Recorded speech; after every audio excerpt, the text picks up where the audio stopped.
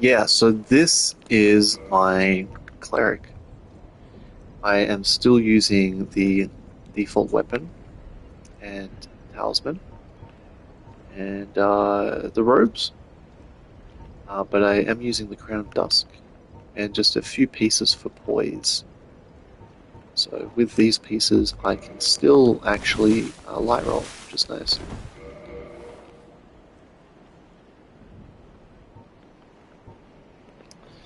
As you can see, I have gone completely overboard when it comes to faith. Um, I totally recognize that I am not getting that much value from faith anymore, but it doesn't matter to me. Me, I've got we could relate. Okay, so what's happening now? Yo, I oh This dude is, oh obviously a coward, right?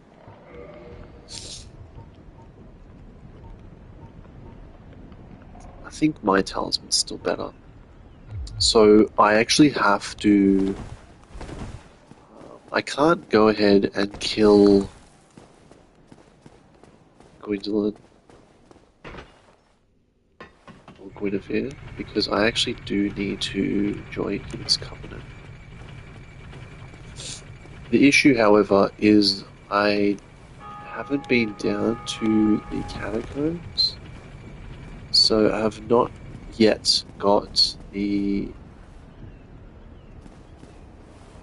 ring that allows you to actually open up the place.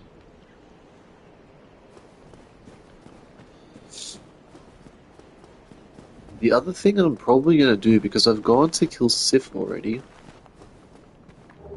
I think it might be actually kind of cool if I join the Dark Wraith Covenant.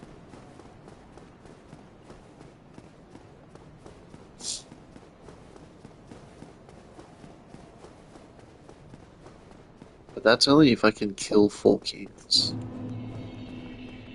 So I'm gonna check what the thresholds are for how many, like, how much humanity you have to hand in or whatever.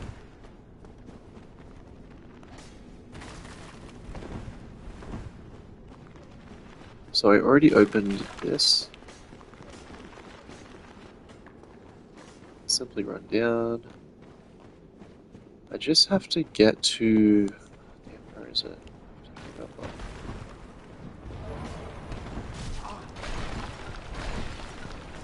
So I have to actually get down to.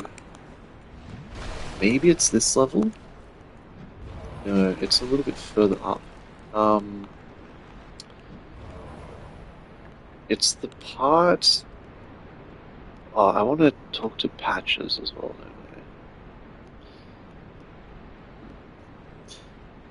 Because if I get Patches, then I can buy the Crescent Axe off him. I don't know if I'll use that, but it'd be nice to have.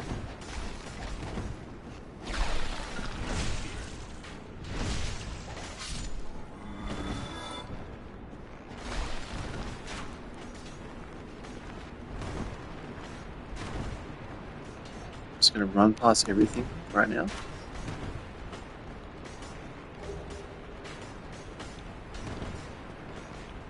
It stays permanently dead right now anyway.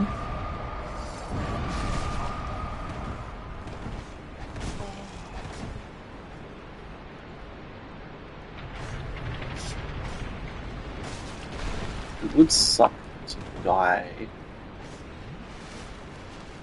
5 humanity, but in the world if that happens. A big placement for that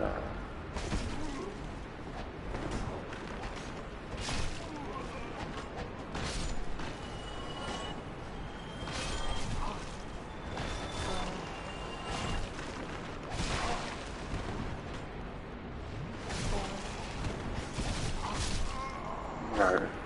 Got absolutely mauled.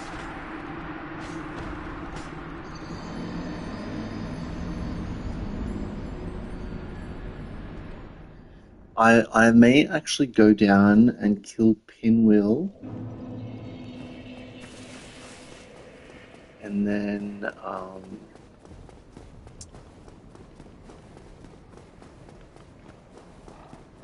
pop up. We'll go see Patches again.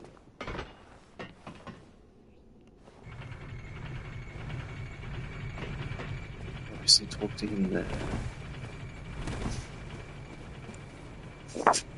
Because what I want to do is actually.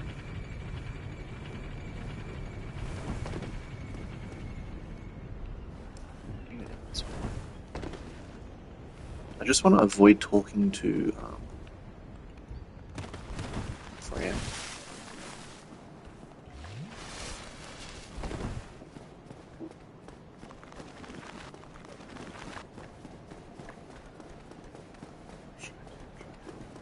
So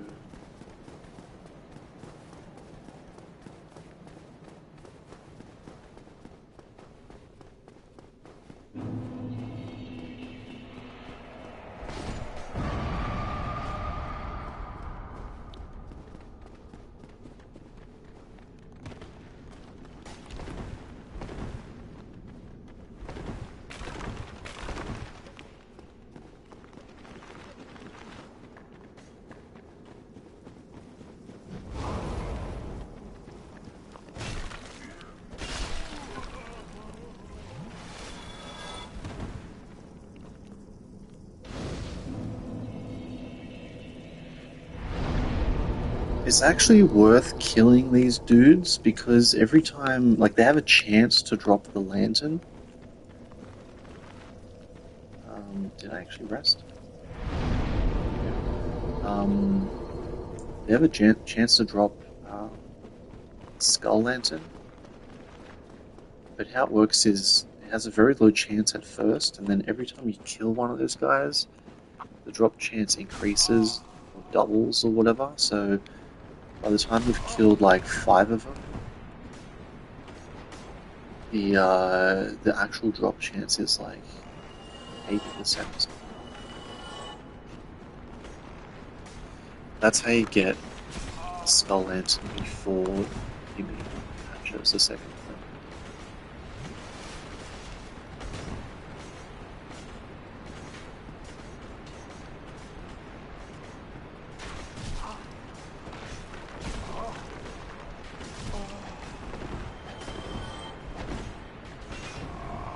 Of course that happened.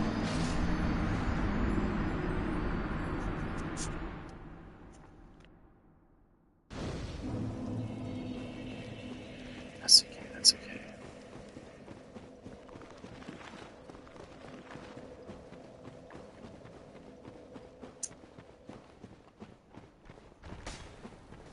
What covenant am I in right now? I might also join Nito's covenant if it lets me. I think I can.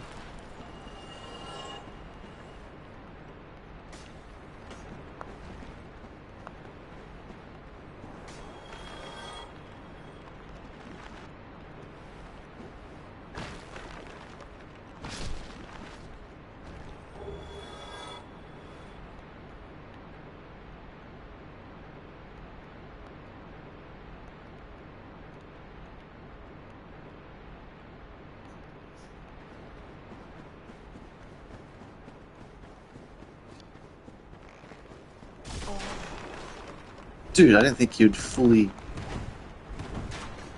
continue to dive right at me.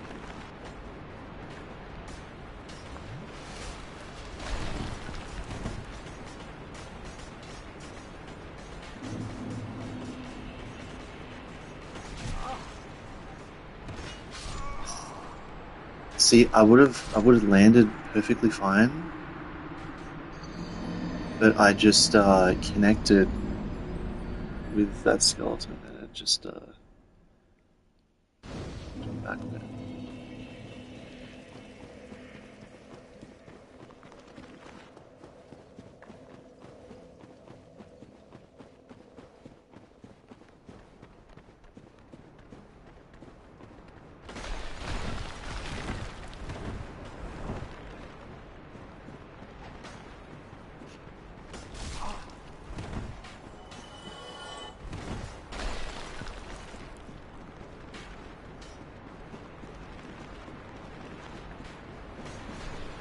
I thought of another idea for a challenge run, and that's to only kill boss enemies or mandatory enemies, as in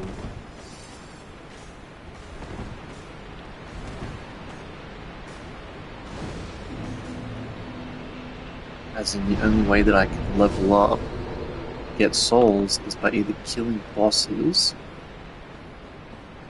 or finding souls, in the world. So that'll obviously limit. Hey, Spoon, you can. Oh, he's probably a bit further already.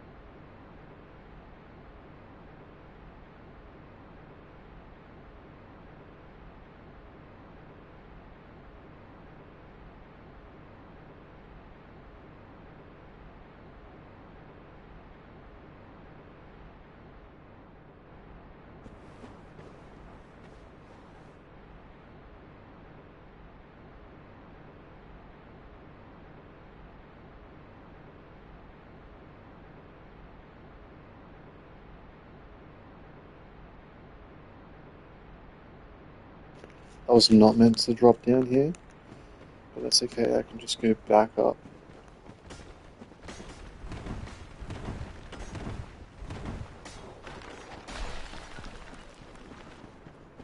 Trigger these guys. Good.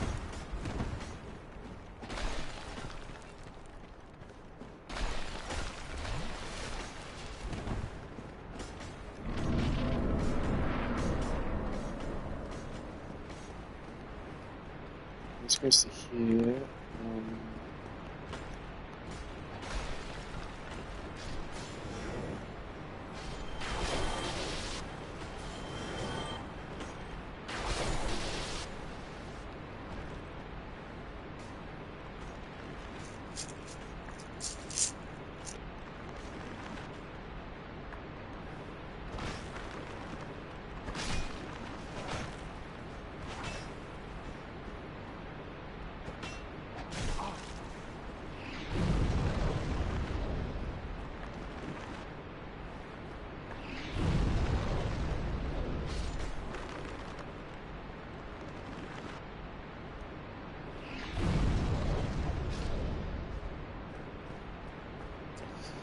The other reason I want to come down here is because when you go to save Rhea, you have to kill what's his name, Nico and Victor or whatever, and then you get I think it's the replenishment miracle.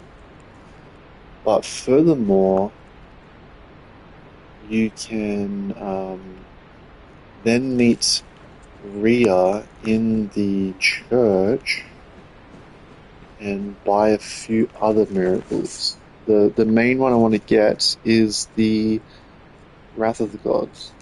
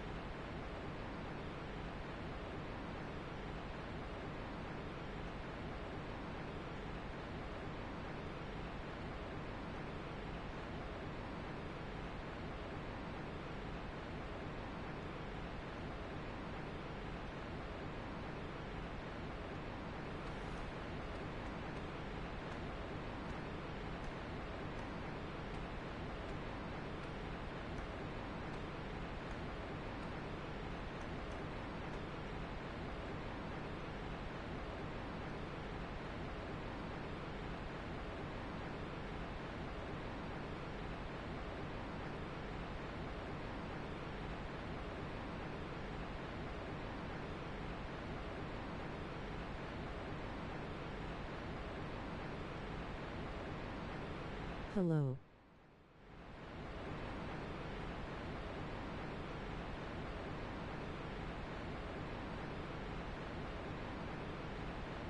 Hey, what's up? Yeah, so this is my faith build. Obviously, I've put a couple points into Attunement now just so I can use a few more spells. Do I have I don't have the Pyromancy Glove yet. I gotta get that from Filing Shrine. But what I'm doing right now is obviously have the Crown of Dusk. I have a few poise pieces, just a little bit. Um, Wow, 68 of faith. yeah, ridiculous, right? So I am just using the Occult Mace. Whether it's my one-handed or two-handed, the damage is honestly not much different. So yeah, it's just the move set really that's the big thing.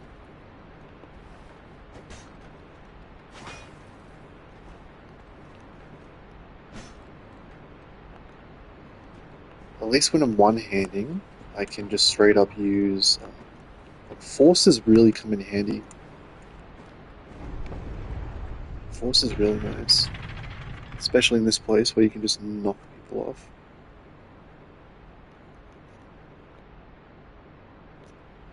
Yeah, like full disclosure, like, am I going to get to 99 faith? I don't know. That really depends on, how far I have to push into like New Game Plus, etc. Look at that. Awesome, right? Um, What's your so favorite yes, miracle? I have a lot of faith right now. Very faithful dude right here. I'm devoted.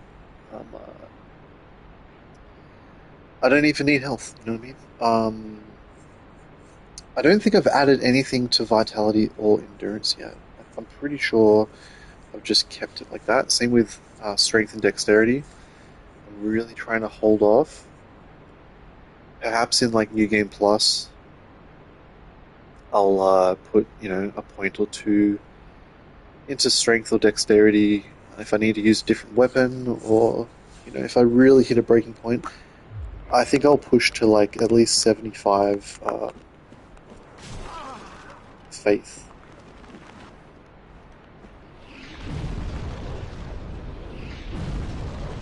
My favorite,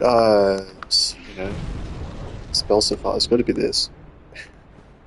Like, force is awesome because you can just knock people off like that. Like, gravity is one of your best friends in this game. 75. What is the soft cap of faith? The soft cap is like 40 to 50 or something. Um, the next breaking point is probably like 60. Uh, but when you're a devoted, when you're a very faithful kind of character, kind of, you just have a lot of faith in this stuff. See, he just knocked himself off. Force is also just so great because it has so many casts, right? So you have 21 by default. If you put on this ring, you have like 30 something casts of force, which is crazy. You can obviously get through a full area like without even touching a bonfire.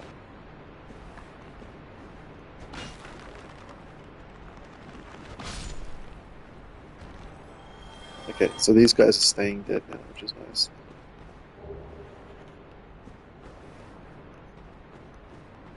So we have the fire Yeah, upgrade path if for you have faith, weapons. you can do anything. It's like, just pray and the enemies will fall. So with the blacksmith down here, like, should I make a fire weapon? Maybe just for the sake of it.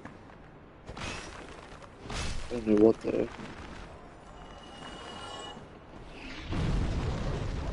This is also just a good crowd control thing.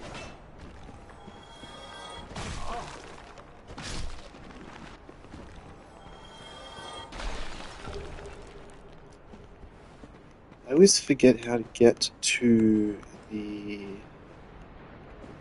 place.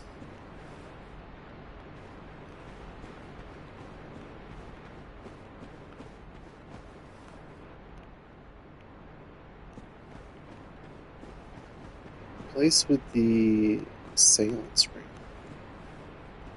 The main thing I'm here for is to get the seance ring, because in order to get the best catalyst, I need to join the Dark Moon Covenant. So I'm gonna have to, You finished farm the a whole intelligence bunch. playthrough or just changed the focus?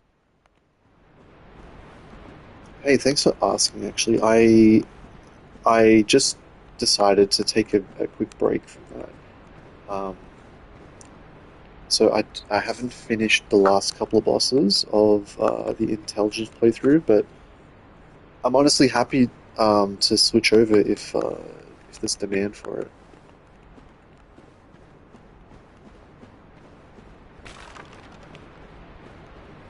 How do I get to that room?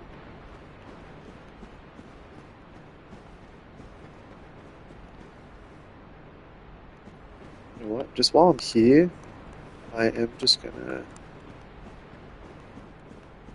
go to this blacksmith. May as well. I can just climb back up anyway.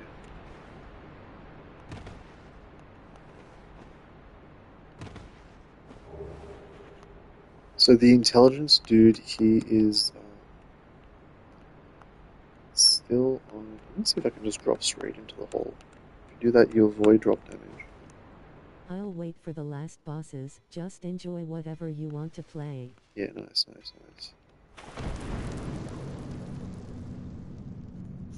See, with this dude, now, like, the options really open up if I add a little bit more strength and dexterity. So that's why I just think, like,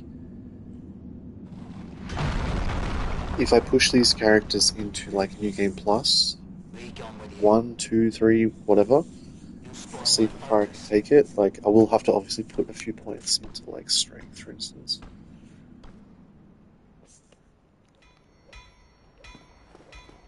But I would say the maximum amount of strength I would go for is, like, 27.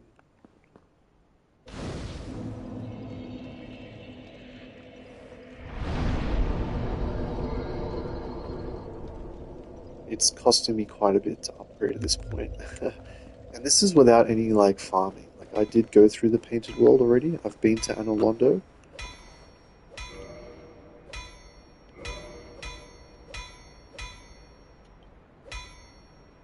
Oh, can you hear the mic, by the way? I'm talking, but I'm not sure if it's been... Then produce me some wares. Well, what was that about? Don't be coming around here without a good Just have to reason. check. Testing. Okay. I can actually see the... Okay.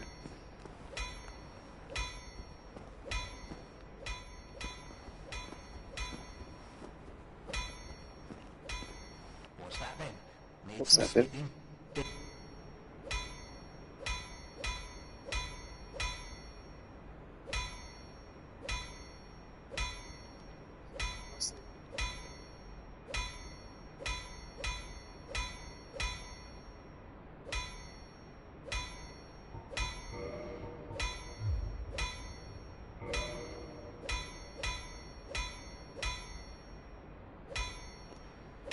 Let me think here. So...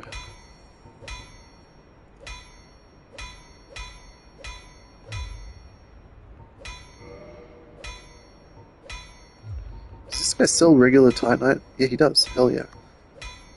So let's just get like a couple of these. Alright. He doesn't have anything else that's like unique. Okay.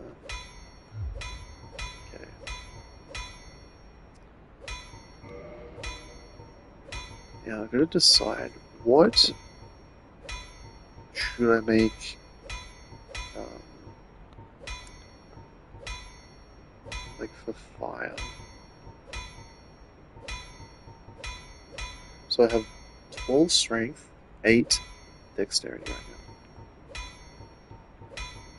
I want to try to make it so I don't have to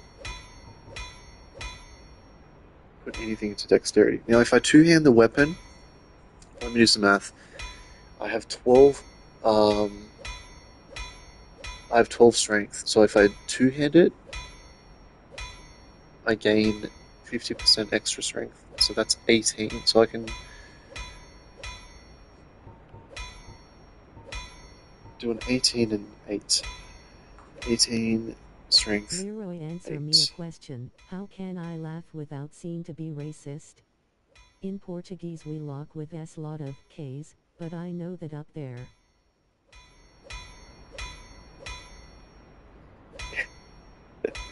Hey, buddy, I'm from Australia, right? Which is known to be, you know, a little bit racist. I'm not a racist, to be perfectly clear, but a lot of humor. Like, there's a lot of, I don't even know how to explain it. You have your own culture as well, right? Just like how, like whatever you're trying to say. I totally understand. Australia is not too dissimilar. I didn't see that full comment though.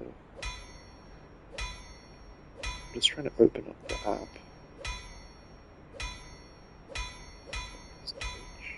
Wait, am I on Twitch or am I on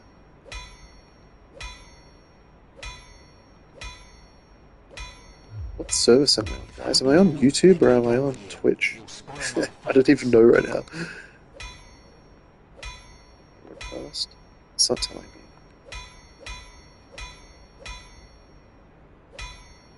I think it's Twitch, right?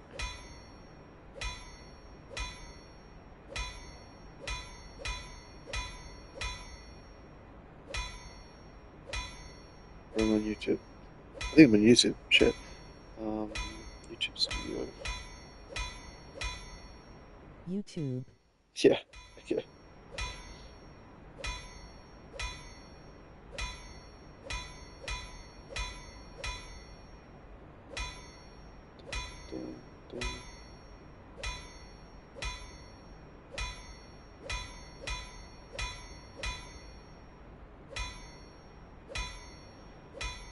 Wow, by the way, guys, just thank you for tuning in, watching. Like, I'm just like looking in like the YouTube app, like the YouTube Studio app, and like I'm not too far off being able to become like a partner to earn money. Um, the big thing that actually allows you to apply to make you eligible is you need to have like 3,000 hours of public watch hours. So viewers need to view your stream for 3,000 hours within the last 365 days. So obviously, you know, you guys tuning in for like several hours at a time is really adding to this. And yeah, I'm not too far off, you know, being able to apply for YouTube partnership, and then they'll basically pay me money, which is awesome. That means the more, obviously, that I am making off this, the more often I can actually stream. Okay, 12 and 8. Okay, so let me go. I'm thinking actually the Morning Star. Because the thing with the Morning Star is it has bleed, right? But it's it doesn't have the greatest scaling anyway. So I may as well make it like a fire or lightning. I do think that you should post videos with more length. I did see some clips, but I think it's too overwhelming to see them all.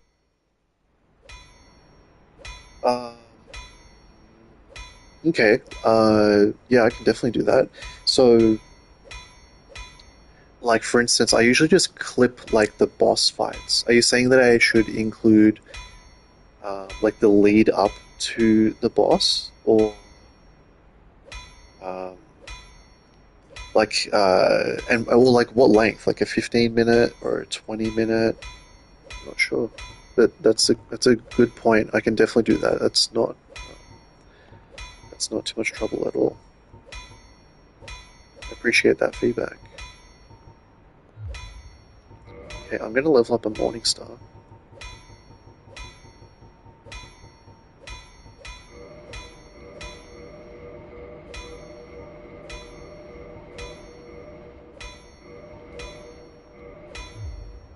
Oh, he can't. Okay, here we go. And then I'll make this fire.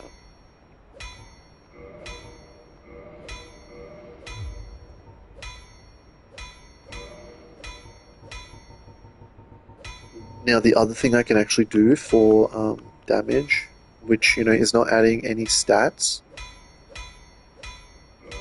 is If that'll be all, then be gone I with you. could blow up my pyromancy. I could max out my pyromancy flame.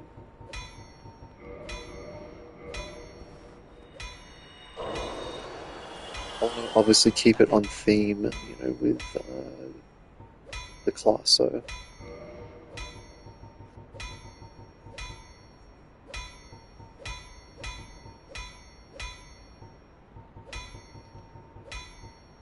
when I go up against Nito, I um, may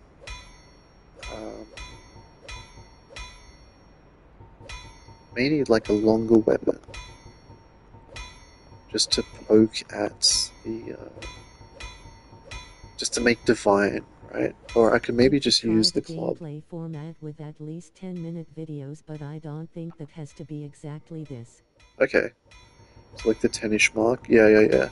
As someone that watches a lot of YouTube as well, like, yeah, sometimes I'm just, if I see a video that's like 44 minutes, it's like, ugh, no, I'm not going to start that. But if I see something that's like 4 minutes or like 8 minutes, I'm like, yeah, I could do that. But I know a lot of people's attention span these days, like the younger generations especially, they, um, more into the short format. So, 1, 2, 3 minutes.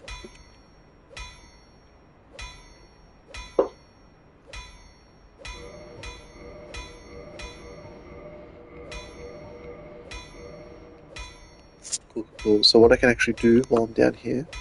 If that'll be all. Okay, so obviously I have to go back up for the sounds room. But what I can do... Wait, I should just use up these souls real quick. I'll just buy a few more shards.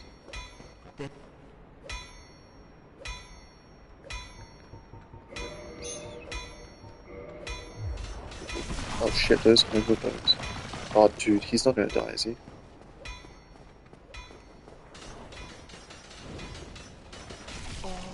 He, he nearly killed Andre. Andre Jr. Andre, I don't know what that guy's name is. Vamos?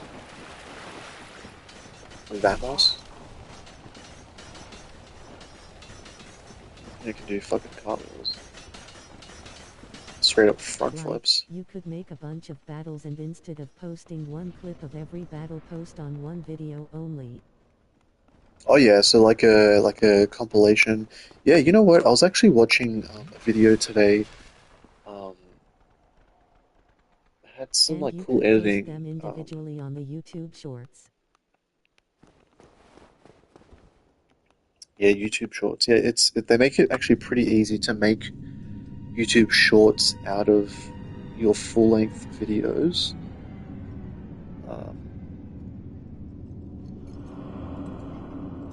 I've done it a little bit, but I wasn't really chasing the views at any point. I was just kind of, the goal with my YouTube isn't really to gain like a viewership. It's more just like a catalog of my gaming, something for me to kind of look back on, even if I'm not going to view all of the videos again.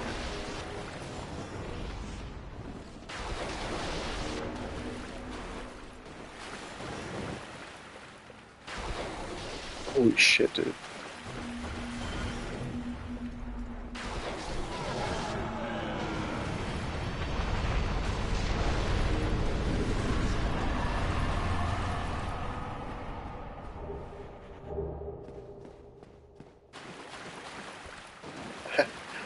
I really didn't think I would two-shot him. That's fucking hilarious. So I'll post that clip. I think that it could be good, but I do understand that this could be a lot of work. Um, it's not a huge amount of work. It's more just kind of, I guess, building like a system, right? Like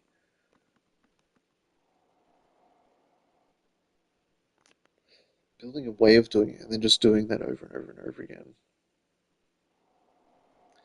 I've actually been trying to look into if I can get like AI to, build me, like make me some edits and stuff like that, just to, just as a way to automate it, since I'm sure the tools are out there.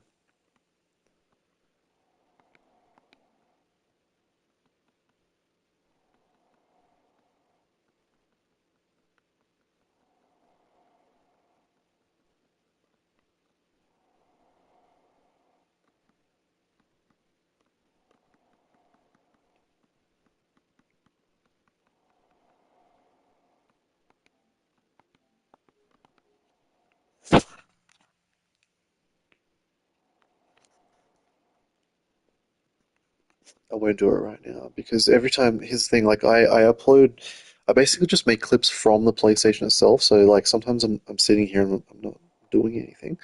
It's because I'm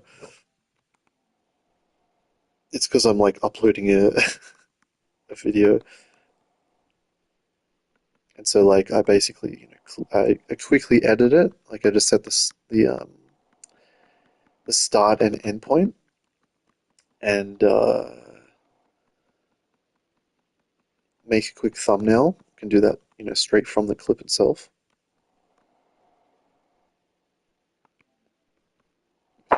Man, 680 damage from the Great Lightning Spear.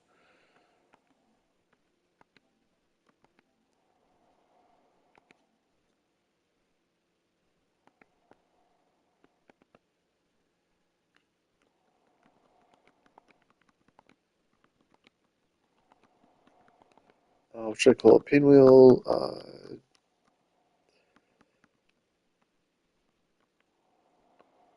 No, I'm gonna say pumped up. Pumped up faith Yeah, I know that you user. don't do this channel to become famous, but I would be happy if you achieved that as a hobby. Oh, thanks, dude. Yeah, no, wouldn't that be cool, eh? It's a funny thing, like so. I did I did used to. Wow, how good is my English today? Years ago, at kind of the start of maybe not the start of YouTube, but I did earn a bit of money actually through YouTube.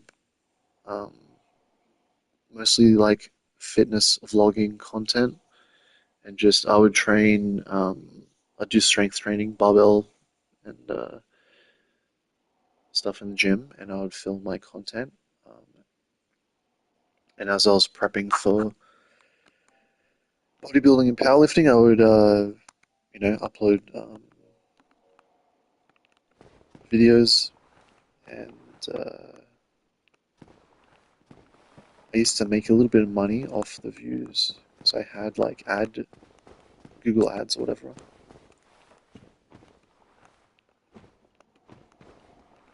But that was a different kind of time, and the reason I didn't stick at it was because, like, yeah, the process to edit, and, like film and edit and everything was just it was so time consuming. I was using a camcorder, and then obviously I would upload the video using an SD card to my computer, and then I would edit the video in like Sony Vegas or whatever. Um, and then you'd have to render the video, right? So sometimes, like, it would take a few hours. If it was like a 15-minute video or something, sometimes it'd take a few hours just for the video to render. Then, because I lived in Australia, internet there's always been not the best. It took them a long time to bring in fiber internet, right? So my internet upload speed was no more than like 5 megabytes a second. So some of these videos would take me like 3 hours just to upload to YouTube, and would completely slow my internet down, which is not what you want. These days, everything's like super quick and they've made it easy for you. Dude, where is the... Here it is. This is what I'm looking for.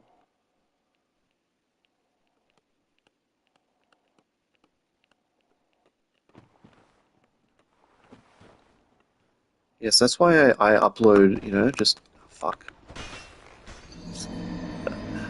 Great. Yeah, that's why I upload just a bunch of videos, just straight, from my device. Because I know at least if I'm uploading, the interesting things that I do, I can do a whole batch of editing later. At least I have that stuff there, and like you're saying, basically build like compilations of boss fights, stuff like that. Like I could, it's actually an awesome idea. I could, if I just save the boss fight, like upload a clip of the boss fights for, a full build, right? A full playthrough, then yeah, I could literally just edit all of them together, making a full, boss fight compilation, and you can see like as the build gets stronger or whatever, like you see that progression fight to fight, rather than having to go through the full video, or just doing little clips from each whatever, right? Like a quick like 2 to 5 second or whatever, 30-second clip.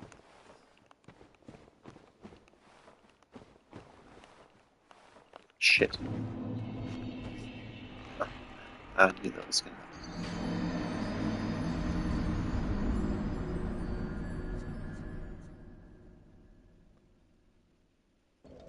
I just want to see if I can get down to patches in Rhea.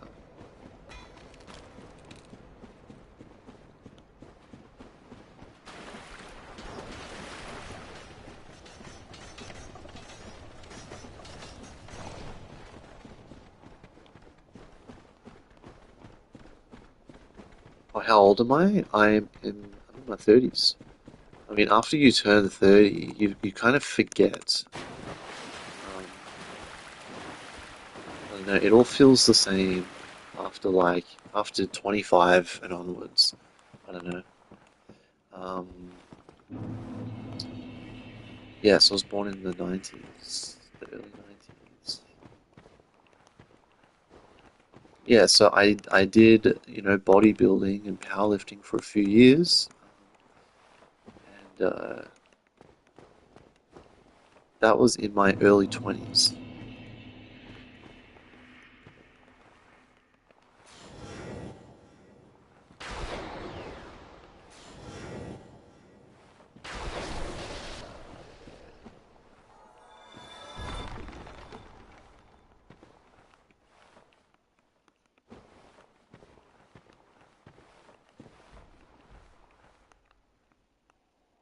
If it was like an every boss per build video, I think it would be great. Yeah, you're right. Like every boss fight in Dark Souls as a pure faith user, as a this that, using the Black Knight algorithm.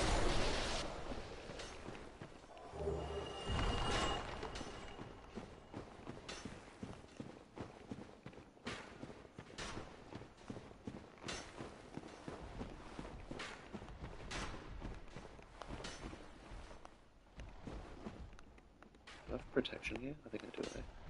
Cool. Man, in my first playthrough I used so much prism stone on the tomb. Right, this place was so stressful, like, I definitely quit the game here on my first playthrough, or second playthrough, or whatever. It's just so easy to get lost if you don't know, like, your way. And especially if you get down there and you rest at, one of the bonfires, and you don't know how to get back up, right? If you don't have the lantern, or better yet, maybe you've picked up the lantern, you never realized that you did, or you just don't even know how to use it, because you obviously have to, like, um, lift it up for the effect to work.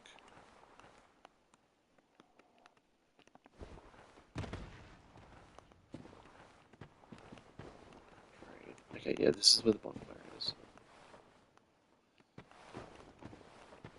The patches is just over here.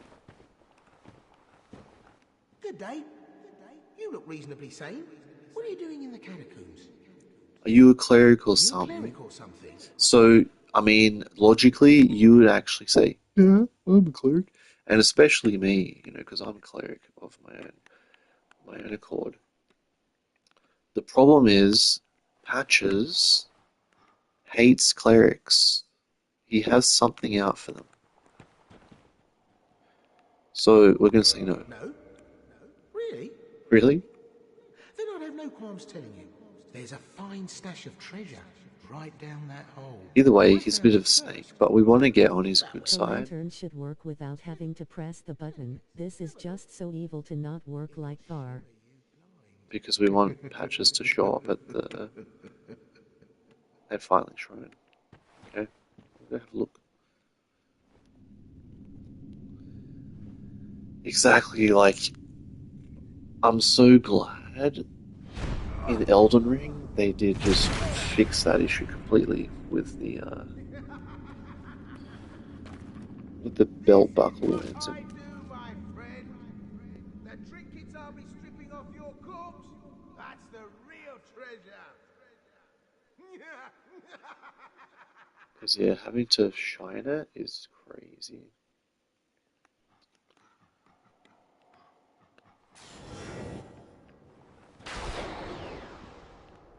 I didn't mean to do that.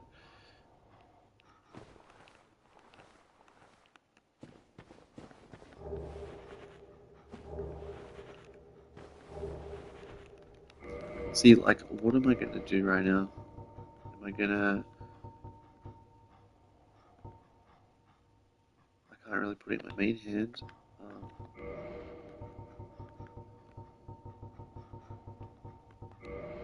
But now can I... Yeah, I can still roll.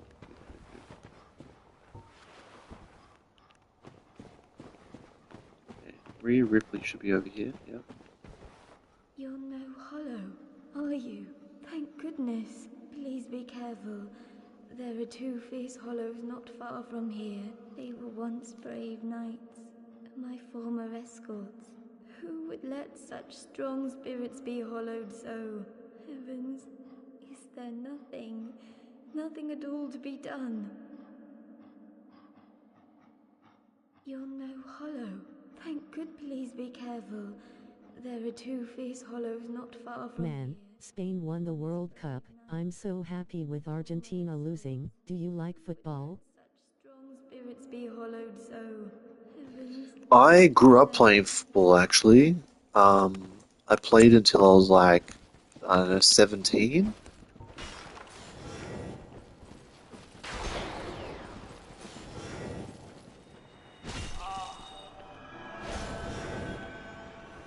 One sec. Let's just clap these dudes.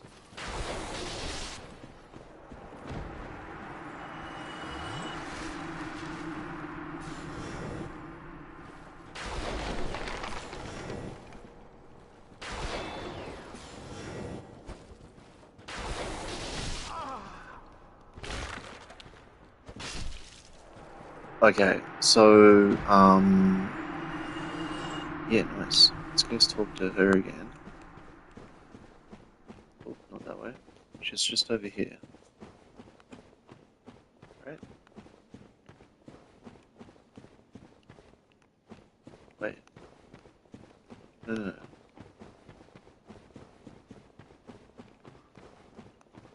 She's over here. Here she is. Okay. I was scared that she'd been hit in the crossfire there. I can't afford to for her to die. I need to buy her miracles. Someone really actually looked at the skull lantern. Isn't that freaky? You're holding it by the hair. Um, okay. So yeah, I played football from, when I was a little kid up until, I was like 16, 17. I was like a top scorer in my league. I was pretty good as a kid. Obviously, um, Cool. Being a Brazilian, it's like, dudes obviously I like get football. I'm sad that the Hexa didn't come, but at least Argentina didn't he win? dudes start to get a lot bigger, in when they're like 16, 17. I was a late bloomer, so I was pretty small, and by the time dudes got to adult size, I was just getting trampled. So I'd stopped playing like in my league, and just focus on other stuff.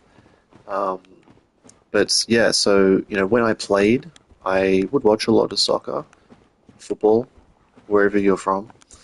Um, uh, I used to play like FIFA 98 on the PS1. I used to play that so much. My dad used to always play the football manager games. And so, like, yeah, we'd watch the World Cup um, most years. This year, honestly, the last couple of years I haven't been that interested. I don't know, I'm not the biggest fan of FIFA anymore. Um, I watch a few clips here and there, but and I've kind of kept like up with who's been knocked out or whatever. But I haven't really watched. I didn't watch much of the World Cup this year. I am certain that both Vince and Nico are grateful to you. Thank you so very much. I am certain. I just through my dad, was a big fan of the English Premier League team Liverpool. Michael Owen and Steven Gerrard were definitely my two favorite players back, in those days. Um,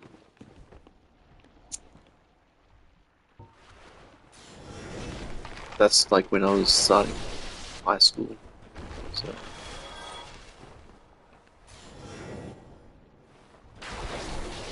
10, 11, 12 years old. You know what I'm going to do? I'm actually going to pop one of these here, put on the item discovery. Because these guys are like the only ones that you can really farm for white shards.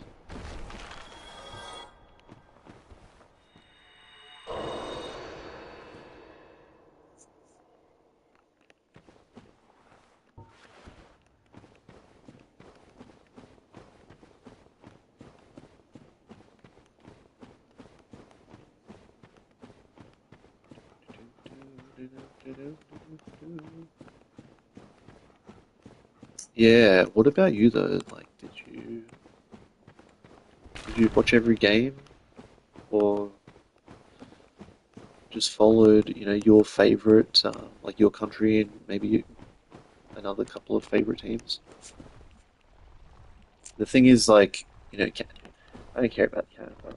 The kids, it's kind of cool when Australia like gets kind of far.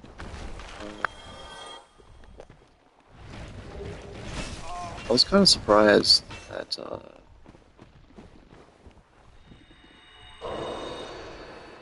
that the US got as far as they did. I did see the most amount DHST I could.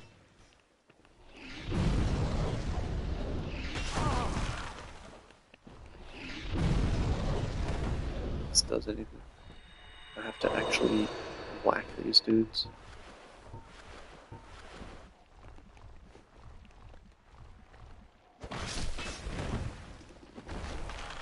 Okay, it's doing 129. I actually want to see if I switch this out to Morningstar.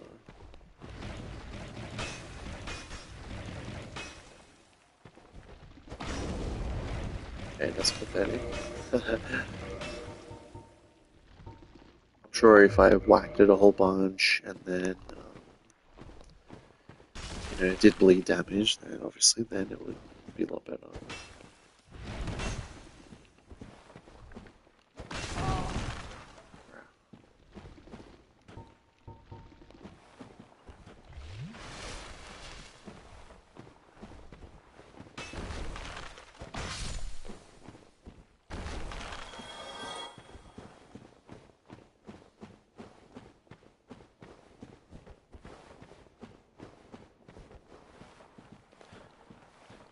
I thought it was kind of cool that, I don't know, I don't know if people generally like or hate, or even know who Speed is, right? But I thought it was kind of interesting that he performed. Like, I think he's a pretty decent dude, and but I don't know what like relevance he has to the World Cup, like how that started. You know what I mean? Is he just a soccer fan?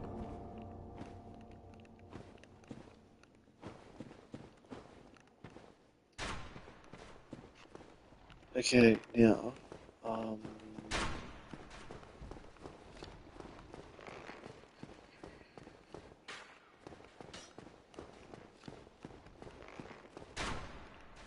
yeah, what did you guys think of the halftime show?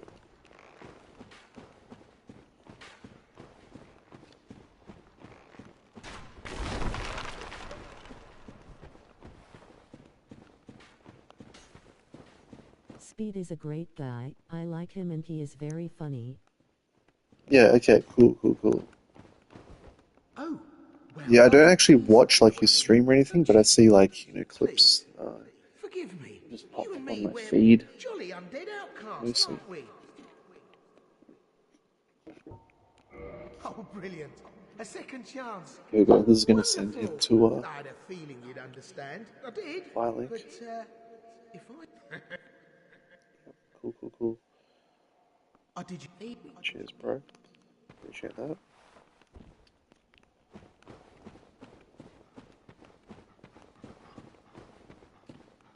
Yeah, this is where we got to be kind of careful, right?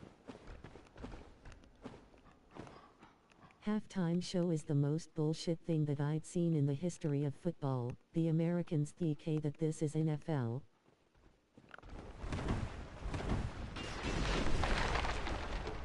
There is big hype for whatever the halftime show is for the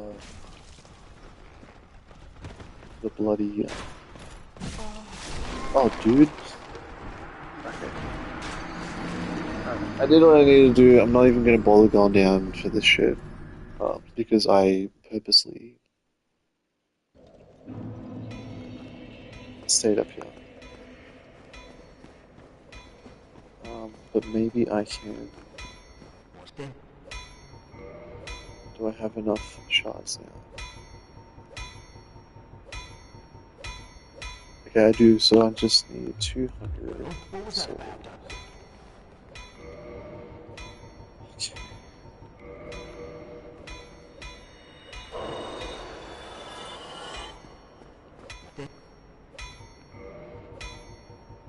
curious to see how much damage this is gonna add upgrading my mace. This isn't NFL, people aren't there for see the show. they're there to see the match. Just NFL has the privilege to the most interesting PSR. Yeah, so how much time did they actually spend on the halftime show? Because I only watched like a few clips of it. I wasn't actually watching the game. So did they like basically have like a half hour or an hour long halftime? With the other music acts as well?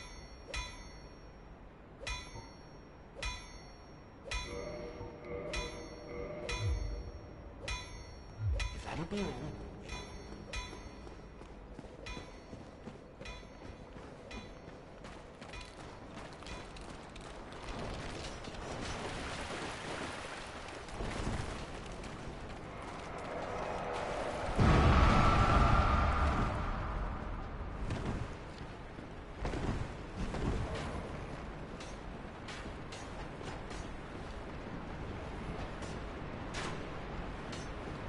Just gonna skip.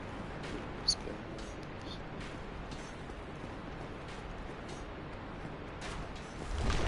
Shit. I forgot there was another trapdoor. Where's the Black Knight though? 11 minutes, nothing changed as the usual time, but this don't fit in the football scheme of sport. Oh. Okay, where's the Black Knight, dude? How do you kill him? I hadn't come down here before.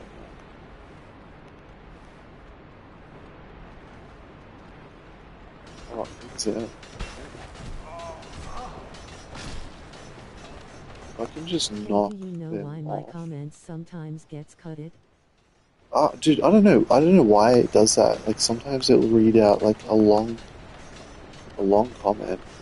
Shit, I need to put away. But other times it'll only say like half the comment. It's kind of annoying.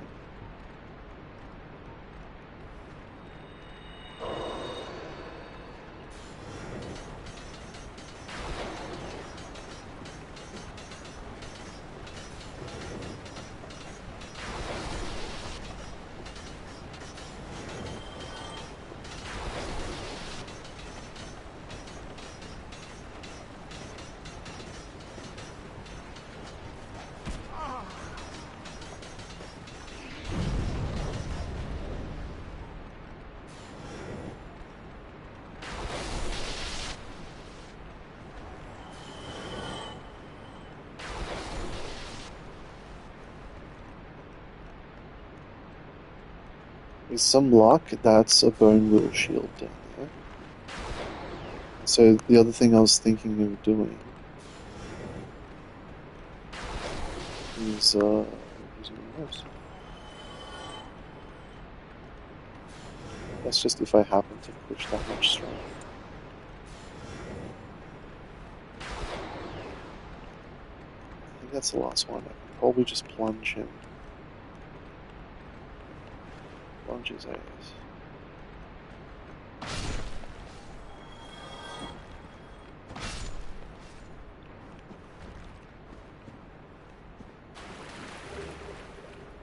Yep, that's a bone wheel shield.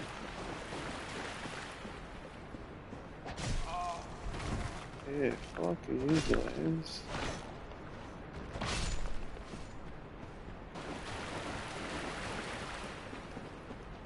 Uh-oh, here he is. That's who I was looking for. Hey Leroy, I'm Uh-oh. so tired today, I can't stay awake much more. Oh, bruh. Oh, that's cool, man. I appreciate you popping by. In truth, I think I'll probably end the stream soon as well because it's also 1 a.m. for me. So the title of the stream was actually kind of misleading because I realized as I spawned in that I wanted to go and do this before going back to Anor Londo. I'd already actually been to Anor Londo in the last stream, but I stopped before getting to ONS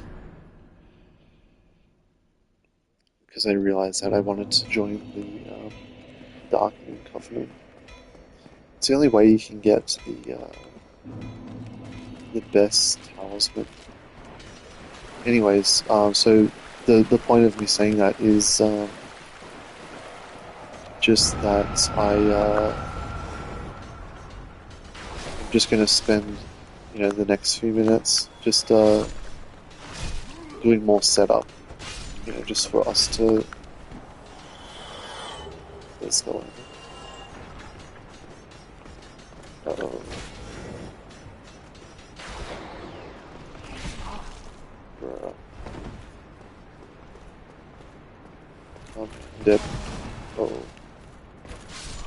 I'm so dead. Yes.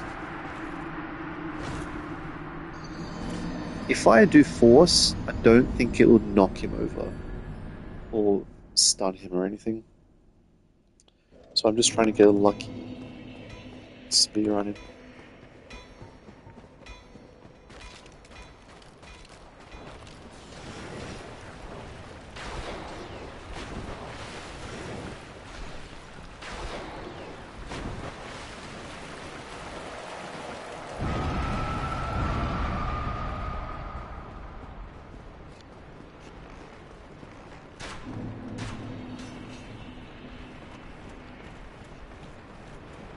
Go. I'm probably just going to get that dude later.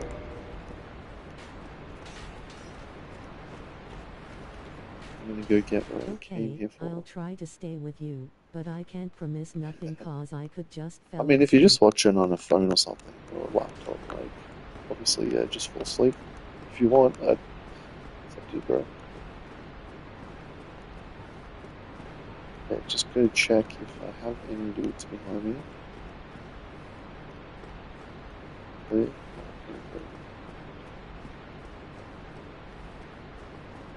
Don't need drop chance for this guy. He's gonna drop regardless.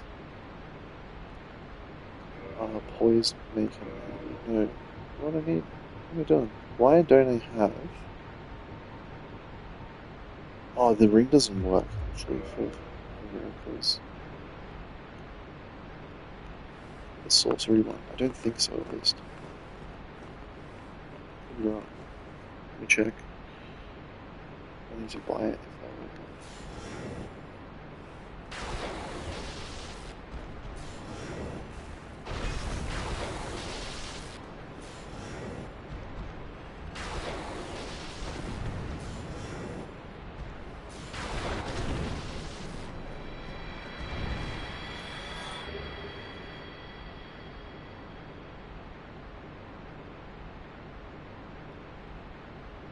Okay, let's pause. In Dark Souls 1, if you I do have get fun watching the you. It's just THST my bed looks the to me so I don't know what it's seductive called, the right now. Dragon He is calling Crest me for a ring or good whatever, night. the one that Griggs sells, that increases like the damage of like sorceries. Does that work with like faith miracles, like lightning spear and stuff?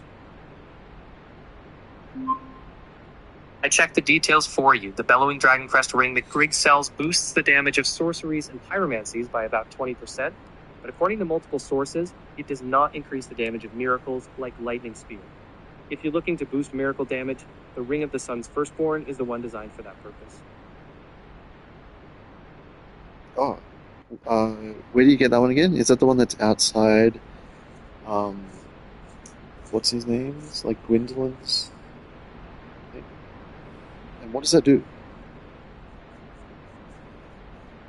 The Ring of the Sun's Firstborn can be found in Anor.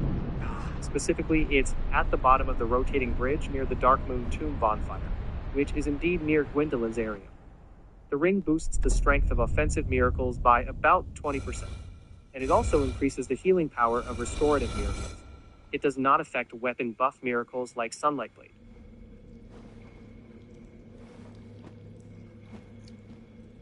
Are there any other rings that increase the damage of miracles? Aside from the Ring of the Sun's Firstborn, which gives a straight 20% boost to offensive miracles, there isn't another ring in Dark Souls 1 that directly increases miracle damage. However, the Ring of the Sun Princess works differently by providing miracle synergy, which can slightly boost the potency of certain miracles when synergy is active. Also, items like Power Within or the Red Tearstone Ring can amplify your overall damage, including miracles, but they're not miracle-specific rings.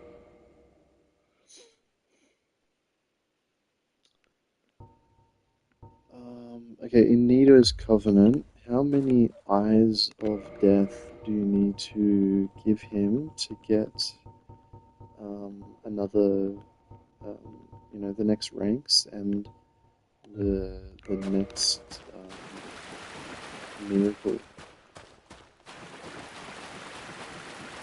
In Nito's Gravelord's Servant Covenant, you need to offer Eyes of Death to level up.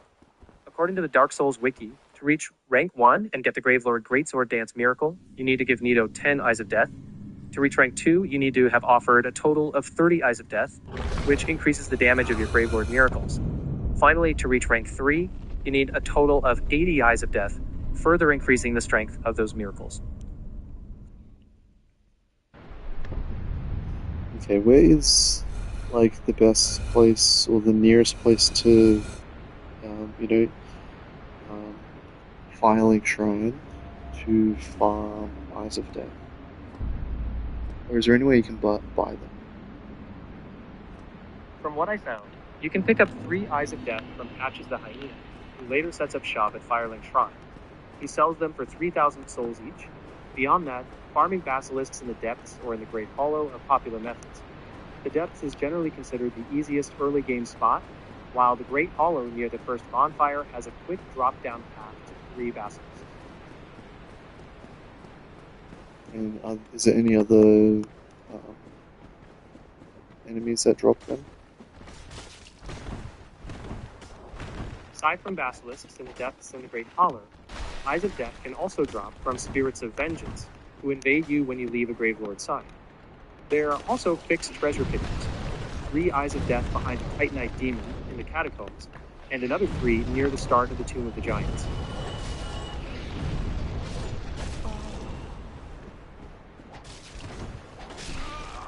Fuck, dude. It can definitely feel like a lot. Oh no, could you repeat that? I didn't hear what you said. It was painted. No worries. To recap, besides basilisks in the depths and the Great Hollow, Eyes of Death can drop from Spirits of Vengeance who invade you when you've placed a Gravelord sign. You can also find 3 Eyes of Death as a treasure behind a Titanite demon in the catacombs, and 3 more near the start of the Tomb of the Giants. If any of that needs more explaining, just let me know.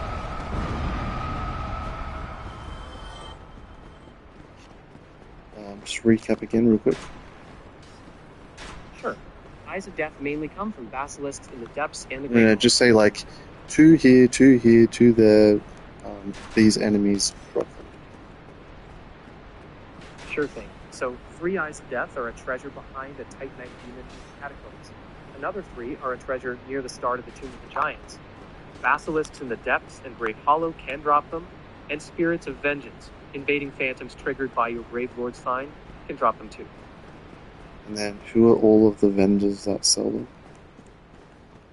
As far as vendors go, Patches the Hyena is the only vendor who sells Eyes of Death. He sells up to 3 of them for 3,000 souls each, and he'll be available at Firelink Shrine after you encounter him in the catacombs. No other merchants sell them. Not just Patches. Yes, just Patches. He's the only vendor who sells Eyes of Death, and he has a limit of 3 per playthrough. If you need more, you'll have to farm them or pick up the fixed treasure.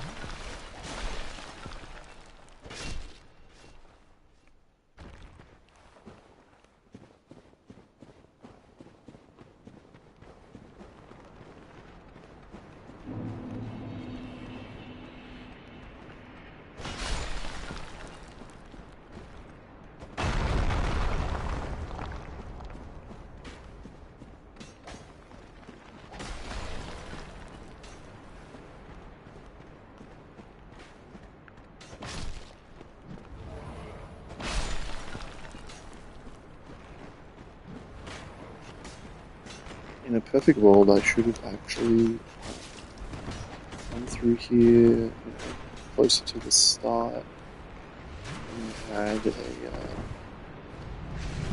It sounds like you're reflecting on your playthrough. If you're thinking about And I doing had a things, divine weapon. Fuck. it can definitely feel frustrating to realize something like that after the fact. If you're thinking about upgrading to a divine weapon earlier in the game, that can make some areas, especially the catacombs, a lot easier. But you can still push forward. There's always a way to adjust to make progress. If you want tips on what to do next, or how to tackle a specific part, I'm here to help.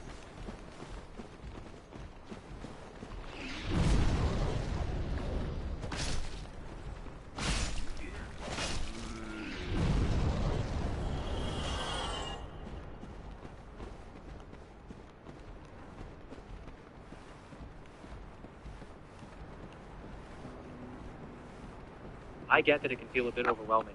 If you want to talk about strategies... Okay, tell me the difference between, like in scaling and stuff, like, plus 10 divine versus plus 5 ult. In short, Divine plus 10 weapons have higher base magic damage but lower faith scaling, while Occult plus 5 weapons have higher base physical damage and stronger faith scaling but lower base magic damage. The final attack ratings end up very close, but Divine favors magic heavy output and can permanently kill skeletons, while Occult balances physical and magic damage and deals extra damage to gods and certain enemies. Okay, so tell me about the extra damage versus gods or whatever, like bosses specifically. From what I found, the extra damage from Divine and Occult weapons in Dark Souls is tied to specific enemy types. Divine weapons deal bonus damage to skeletons and prevent them from resurrecting when killed with divine damage. Occult weapons, on the other hand, give bonus damage against god-associated bosses and enemies. That includes Gwyn Lord of Cinder, Dark Sun Gwendolyn, Dragon Slayer Ornstein, Silver and Black Knights, and Sentinels. The extra damage is a multiplier, often around 10% or more, depending on the weapon's auxiliary rating. Occult weapons do not stop skeletons from resurrecting, but they do boost damage against those specific bosses and their followers.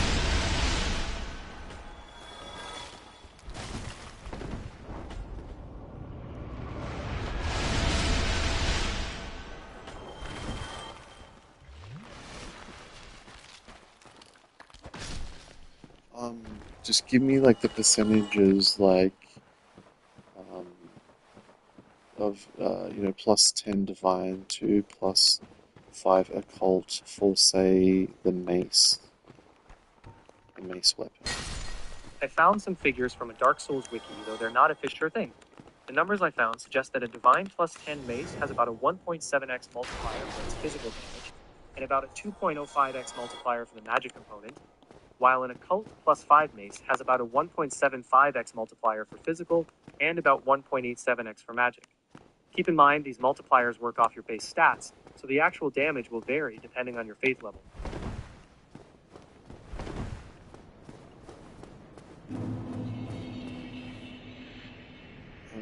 Well, so that sounds so similar. What about the scaling of faith? And what does it push the scaling for strength as well? In both scenarios. Here's the gist of what the sources say.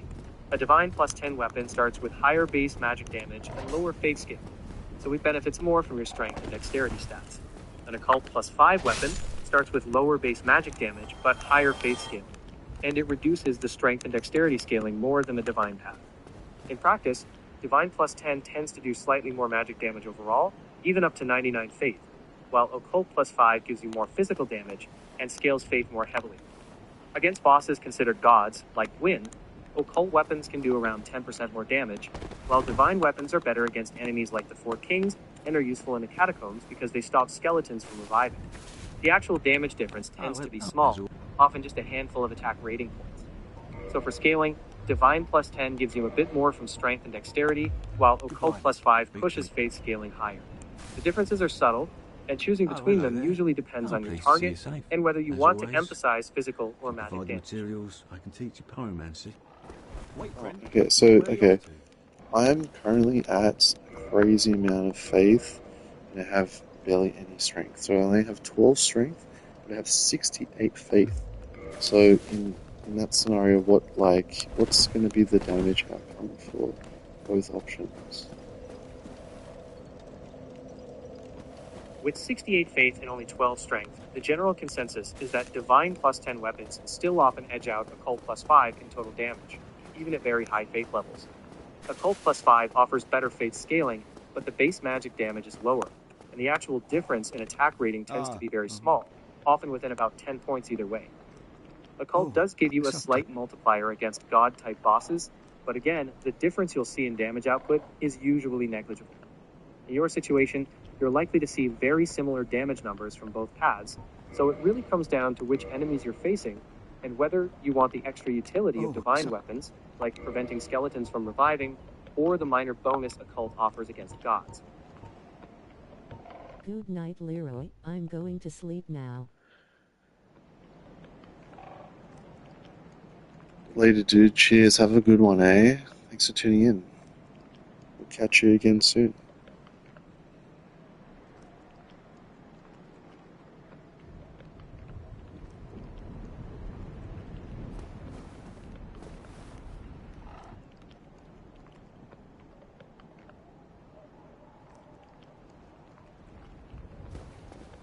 Okay, so what about with 99 faith? I found some information suggesting that even at 99 faith, divine plus 10 typically edges out occult plus 5 in total magic damage, thanks to its higher base magic damage. Occult weapons do scale faith a bit better, but the difference is usually small, often within about 10 damage either way. Occult does extra damage to gods and divine beings, while divine does extra damage to undead, and divine weapons prevent skeletons from reanimating.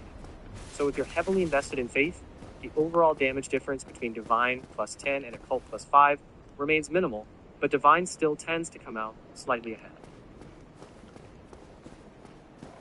Sure, I can. Okay, what if I do that with a claymore? Based on what I found, for Claymore and Dark Souls, the Divine plus 10 version generally provides slightly higher magic damage, while the Occult plus 5 version focuses more on physical damage. They scale differently too. Divine Claymore has roughly 20% strength scaling, 20% dexterity scaling, and about 73% faith scaling, whereas the Occult Claymore has around 18% strength scaling, 18% dex scaling, and about 86% faith scaling. This means if your faith is very high, both are viable, but Divine tends to have a slight edge overall in magic damage, and is great against undead enemies, while Occult is slightly better against gods and divine beings. I don't understand how you're saying that divine still is better looking at that those figures, like 20, strength 20%, dexterity 20%, and 73% faith. But like I'm telling you that I have absolutely very little strength and dexterity. I'm keeping it like minimum, which is 12 and 8. And you're saying that occult has a higher faith scaling. So why does that not do more damage? I hear you, it can seem confusing. The faith scaling percentage for Occult is indeed higher, but Divine has a higher base magic damage. When you stack them together, Divine ends up slightly ahead in overall damage, even though its scaling percentage is a bit lower. At very high faith, both get close in damage, but Divine's higher base magic still gives it a slight edge. If your strength and dexterity are minimal, the difference is small, but Divine usually remains a bit stronger overall.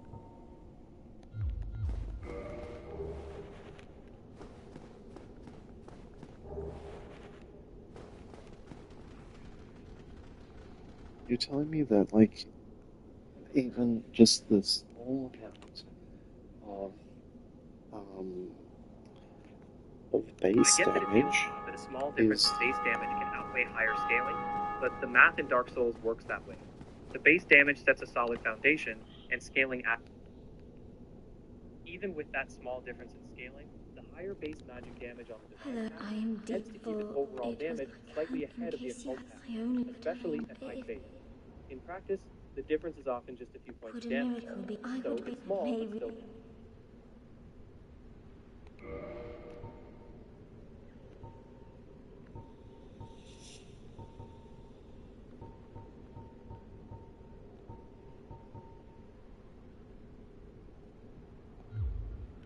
Vince and Nico were fooled by a lout named Patches and turned into hollow. My prayers did them no good. It is my ignorance, and thus I've...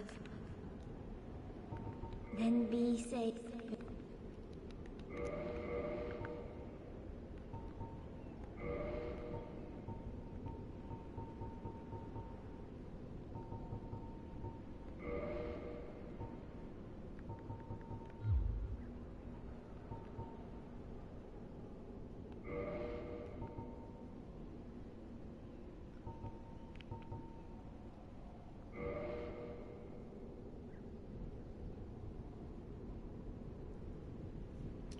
It's okay, I'll just have the Divine Club plus 10, because that's just an easy give. They just give that to you. The club is actually pretty nice, right? The Divine Club plus 10 is a solid choice if you like the club's moveset. Absolutely. The Divine Club plus 10 is a solid choice. It's straightforward to upgrade, hits hard with your high faith, and it will still help with skeletons staying down. Plus, its moveset is simple and effective. Sounds like a good fit for your faith build.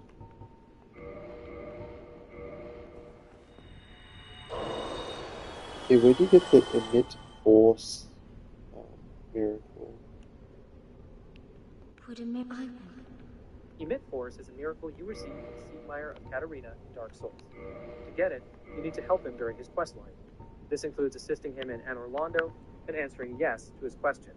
Once you've done that, he'll meet you at Firelink Shrine and gift you the Emit Force miracle as a reward. Then be Is that just safe, where he's like very in the alone. room and you go to kill the Silver Knights? Put a miracle. I In Anor Londo, Siegmeyer is found sitting near a room full of silver Vince and knights. Nico were You'll need to fooled. clear that room for him. After you do, he thanks you and continues his journey. Later on, he appears at Firelink Shrine and gives you the Emit Force miracle if you've helped him along the way. And does that do damage or not? Yes, Emit Force does deal damage. It creates a shockwave that can harm enemies and also knock them back.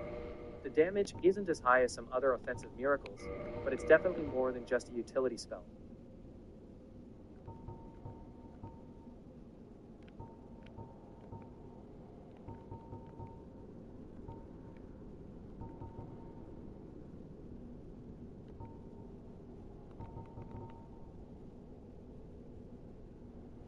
What's the difference between the miracle Great Heal Excerpt and Great Heal?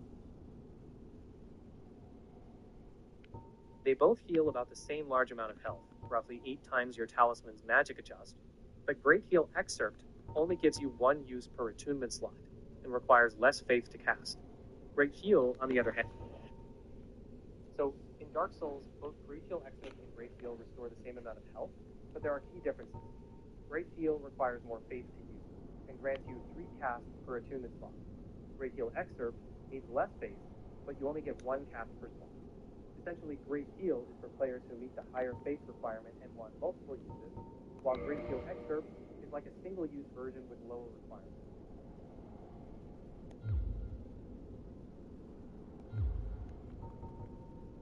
Then be safe.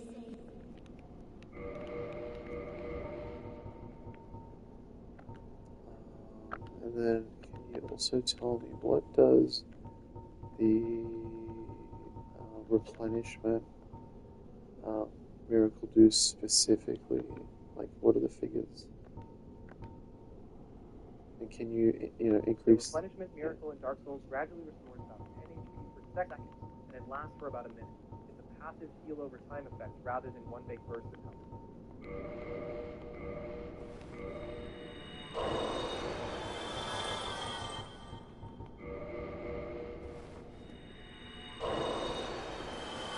Can you use it after using Power Within? Yes, you can use replenishment after activating Power Within. Power within steadily drains your health while boosting your damage, and replenishment can help offset that health loss by gradually restoring HP over time. It won't completely negate the damage, What a minute. but it will slow down how quickly you lose health. Always make sure to watch your health bar closely when combining them.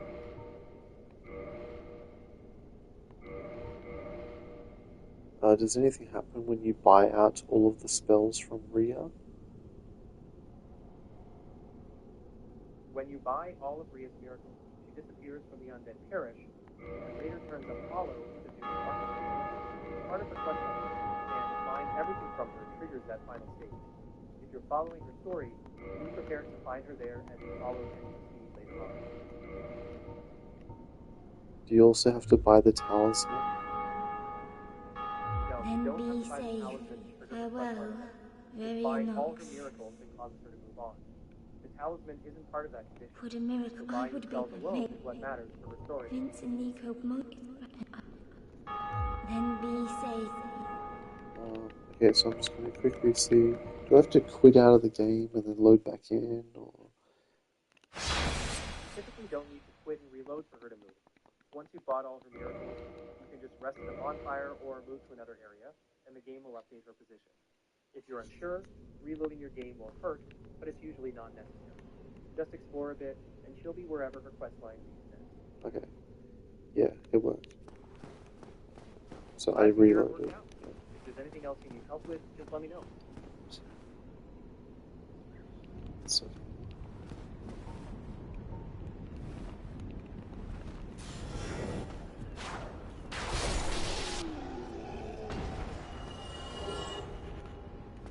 Did that just do 666 damage?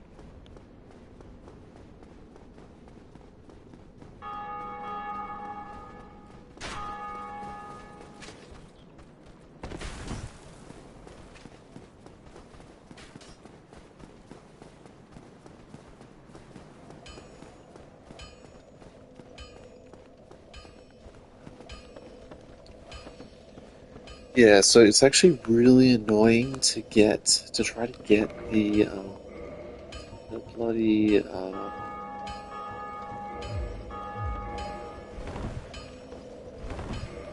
what's it called? What am I talking about? To get the large divine ember. So that's why I just upgraded this mace to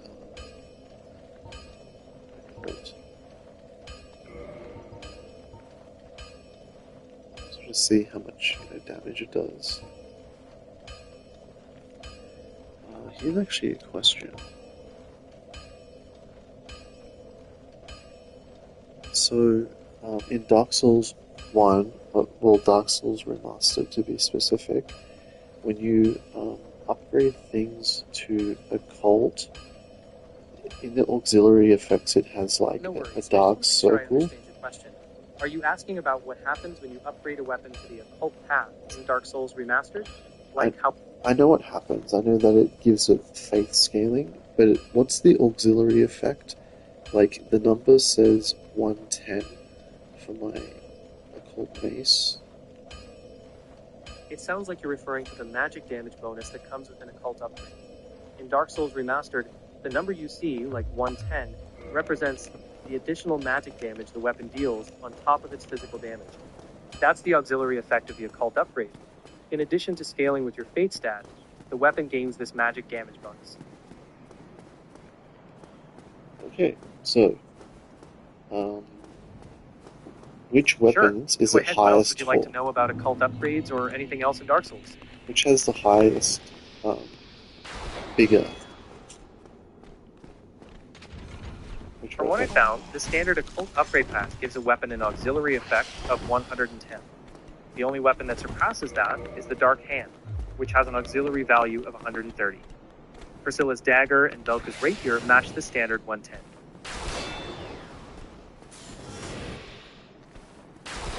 Oh, so everything has 110. Not everything, actually. Most weapons upgraded along the occult path end up with that 110 auxiliary value, but the Dark Hand is a unique weapon that stands out with 130. So most occult weapons have 110, but the Dark Hand has the highest at 130. Okay, so what does that mean specifically, in the context of it being a dark hand? Like, does it do more damage if you hit it with, like, as a melee hit? Does it have scaling with any stat, or what? The Dark Hand is a special fist weapon that doubles as a shield. It can reduce around 80% of damage from all types when used defensively, and it can parry attacks. Offensively, it deals physical damage and has an occult auxiliary effect of 130, meaning it does 1.3 times damage against certain enemies like gods and their followers. However, it does not scale with stats the way other weapons do, so its damage is fixed and doesn't improve with your strength, dexterity, or faith. It also has the unique ability to drain humanity from other players when used in PvP. So is there any way to increase the damage of it? The Dark Hand's damage is fixed and doesn't scale with stats or improve through upgrades, so there's no way to increase its raw attack power like you can with other weapons. What you can do is increase your overall effectiveness by improving your character's stats. Higher endurance or vitality can help you survive longer and land more hits, and joining the Dark Wraith Covenant boosts the humanity stealing aspect in PvP, but the Dark Hand itself won't get stronger through upgrades or stat scaling.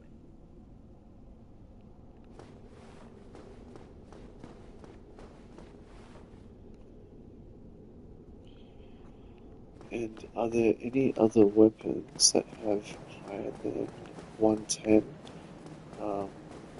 when you upgrade it to +5 occult? From what I found, when you upgrade a weapon to Occult +5, it adds 110 to its Occult auxiliary effect. The only weapon that differs from this is the Dark Hand, which has 130 by default. So all other weapons, whether you infuse them with Occult or find them already imbued with it, like Priscilla's Dagger or Velka's Rapier, top out at 110.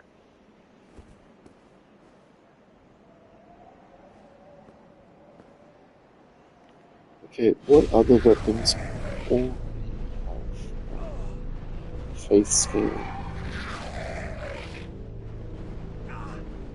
From what I found, several weapons in Dark Souls Remastered have built-in faith scaling even before you apply Divine or Occult upgrades.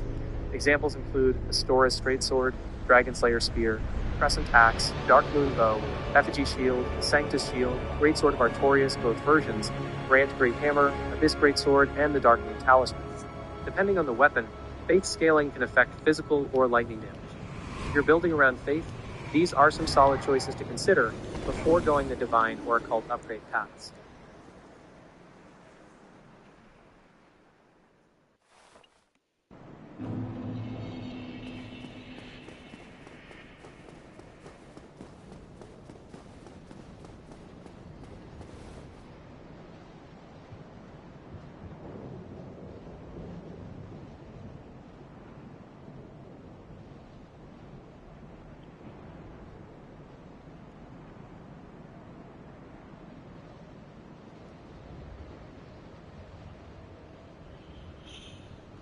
What's the faith scaling like on the Dragonslayer Spear?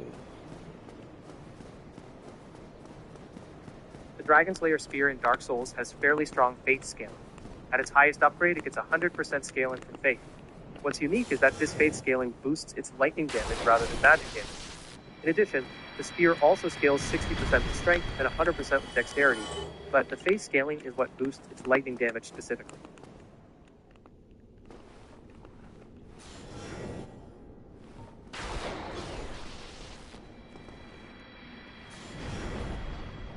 And what are the requirements to use that weapon? You'll need 24 strength and 24 dexterity to wield the Dragonslayer Spear, but there's no faith requirement, even though it scales with faith for its lightning damage. Keep in mind you can two-hand it to meet the strength requirement at 16 strength if needed. So you need 16 strength? Exactly. If you two-hand the spear, the strength requirement effectively drops to 16, so you can meet the minimum by two-handing. You'll still need the full 24 dexterity though.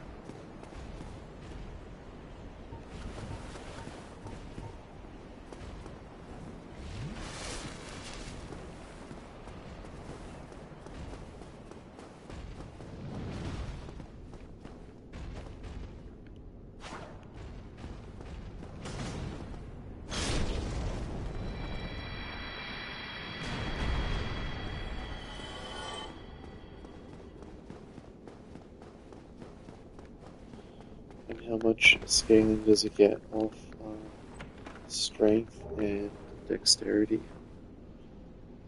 It gets about 60% scaling from strength and 100% from dexterity, so both stats help raise its physical attack power, while Faith boosts its lightning damage.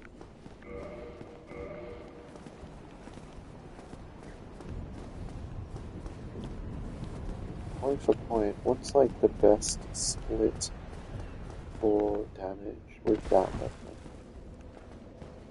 It really depends on your build goals, but generally you want enough strength and dexterity to meet the wielding requirements, then pump Faith to boost the lightning damage. Usually players aim for 24 strength and 24 dexterity, meeting those requirements, and then invest heavily in Faith, often going to 30 or even 40, because that significantly increases the lightning damage. This gives you a good balance. If you want to really maximize physical damage, you'd keep increasing dexterity, but the sweet spot for most is hitting those minimums and focusing on Faith to capitalize on its unique lightning scaling.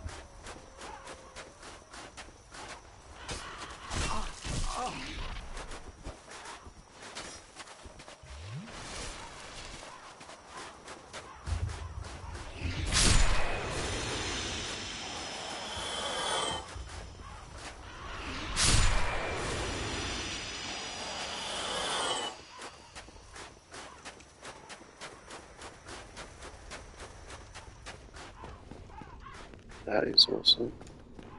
Can you tell me the scaling for Wrath of the Gods? In Dark Souls, Wrath of the Gods is a miracle that emits a shockwave, and its damage is determined by your talisman's magic adjust value. Specifically, the damage is roughly 2.8 times the talisman's magic adjust, which scales with your faith and the type of talisman you use. Higher faith increases the magic adjust of most talismans, and some talismans have their own scaling advantages at different faith levels. There's also Miracle Synergy that can slightly increase the multiplier up to a maximum of 3.2.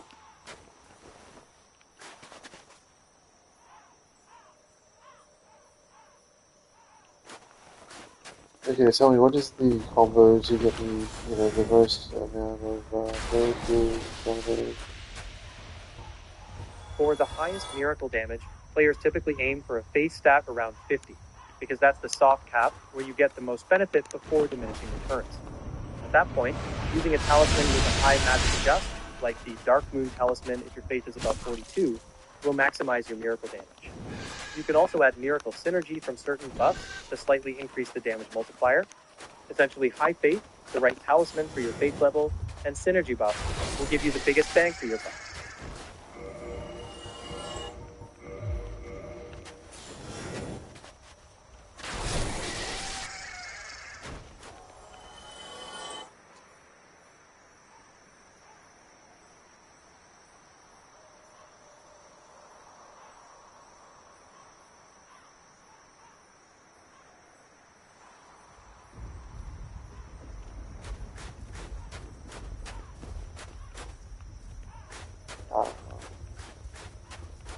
If you'd like to know more about how to stack synergy buffs or pick the best... Tell me what buffs stack synergy and, best, this is for total damage, like best ring setup. To maximize miracle damage in Dark Souls, you'll combine a few elements. Thresholds. No worries. The main threshold you'll want to remember is around 50 faith, which is the soft cap for miracle damage in Dark Souls. Past 50 faith, you still gain some increases, but they're smaller. When it comes to miracle synergy,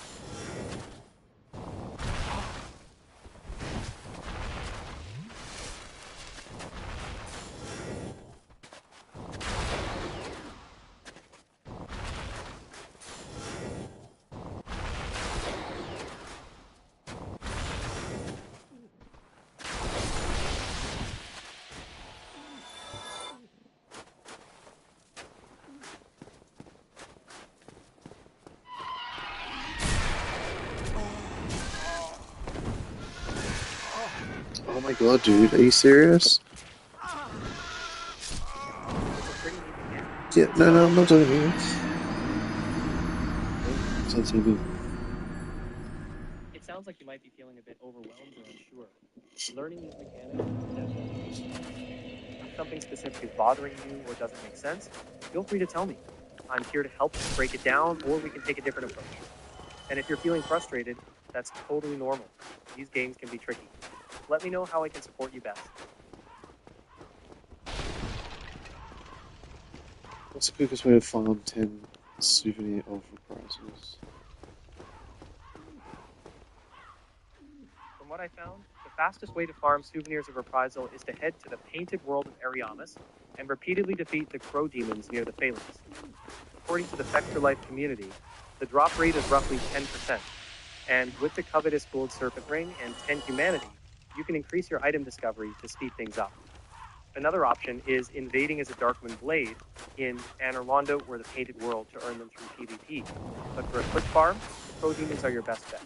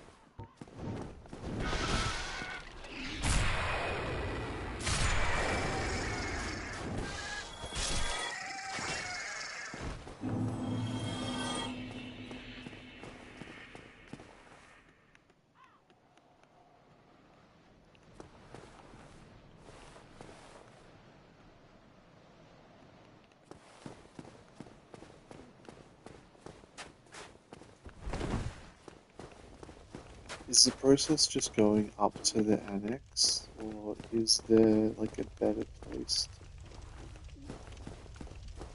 The Annex area in the Painted World of Ariamis is the go-to spot. You descend from the bonfire area toward the Annex, and there's a cluster of crow demons that can drop the souvenirs. Most players run from the bonfire, clear out the crow demons in that area, then reset at the bonfire and repeat. That's considered the most efficient spot. There isn't a better location for farming them offline.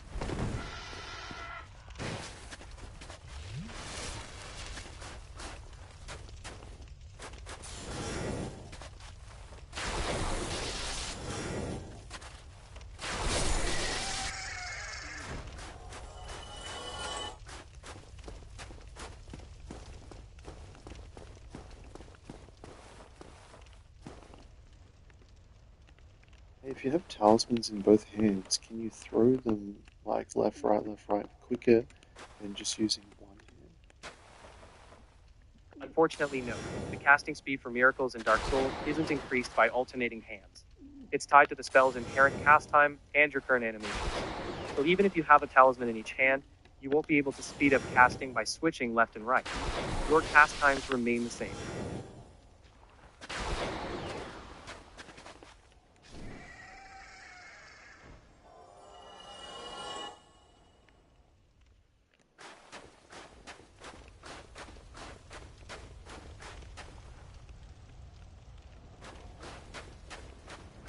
how many like harpy enemies are there in that area?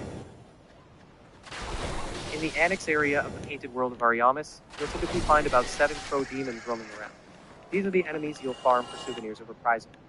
Once you clear them, you can head back to the bonfire to reset and repeat the process.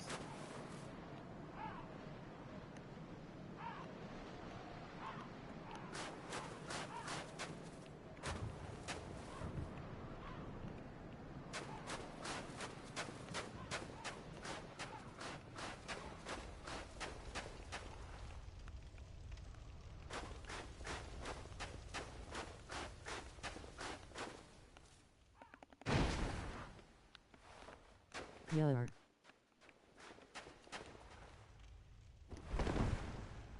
Yo, another one of my regulars. Hey, this is cool, man. Good to see you again. Dude, what's this? Oh, I'm getting it. Yeah, does that get all of them? Almost.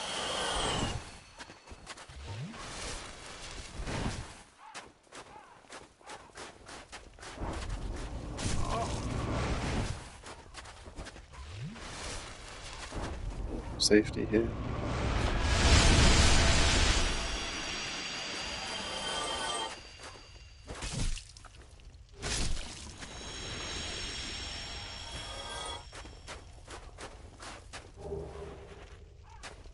I just finished Dark Souls Remastered. I have already completed all the achievement. Now I am on Dark Souls 2 softs.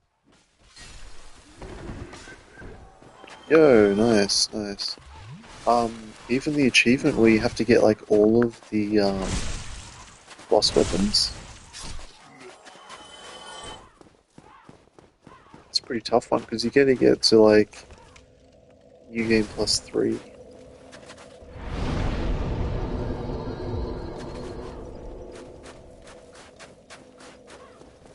Yeah, on N++.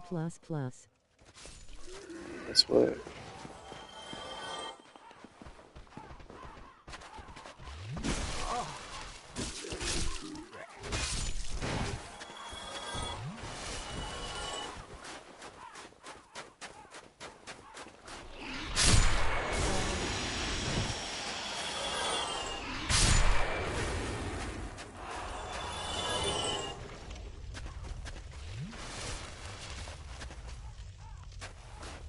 I really want to work out just the safest way to fight all of the harpies. Now I Should I hate start at the DS2 more bottom than here? DS1 because of them ambushes and weird controls on keybinds and mouse. Dark Souls 2 is strange, man, and it starts pretty difficult, like pretty hard from the beginning. But one thing that's interesting is I think after you kill enemies like a certain number of times, they'll actually stop respawning there. What is that?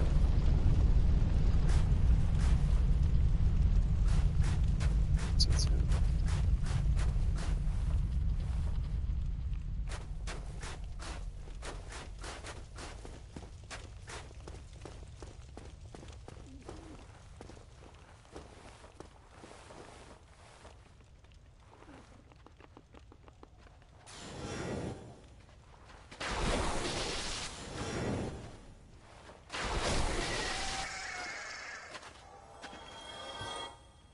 Okay, I'm gonna have to pop a few more grenades for this.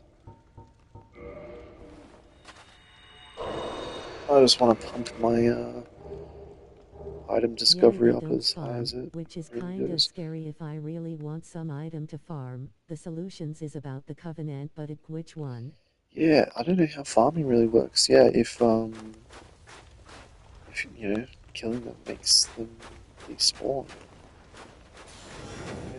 Um, how are you doing adjusting to, you know, the different dodging system? Like how high have you got your adaptability and agility?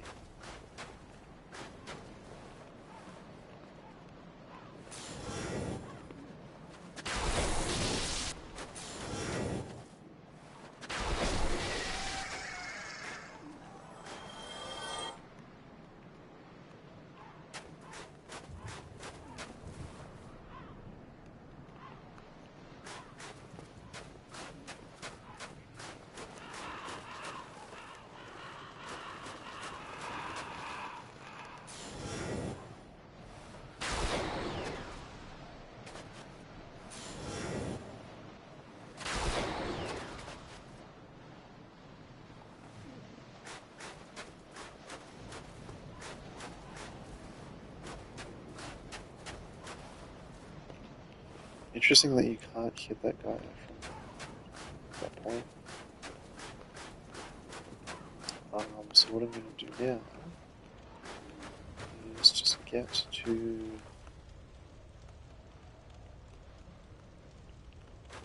Where's the annex entrance? Let's just go grab this real quick.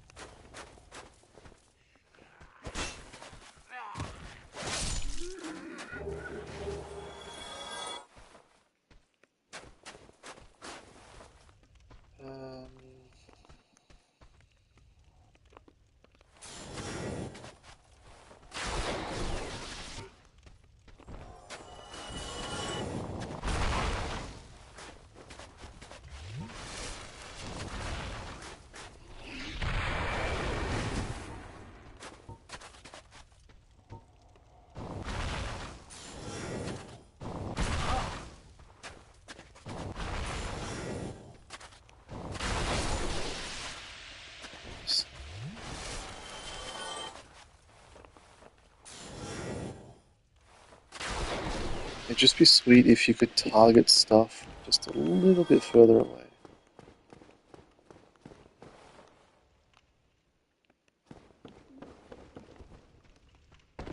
Oh, whoops. For some reason I thought you could jump over from there.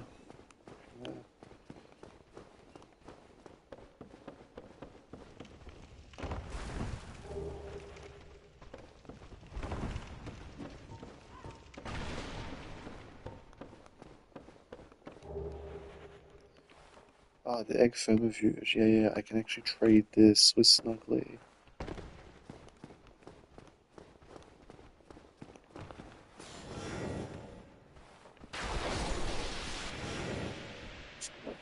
It's for a white chunk.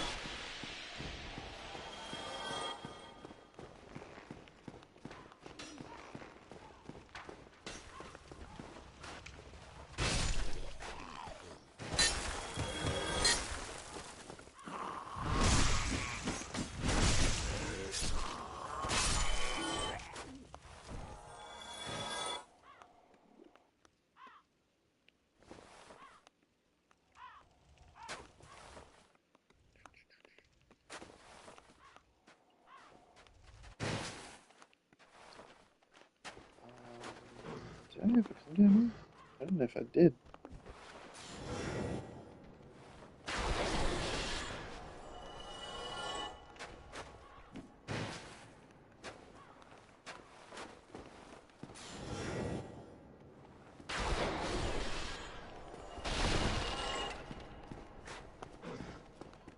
There are a lot of places that I just don't bother venturing into anymore.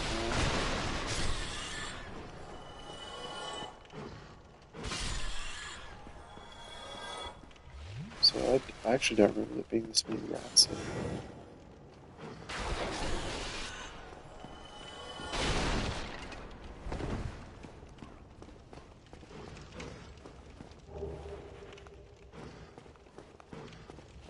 Is working. Thank you very much.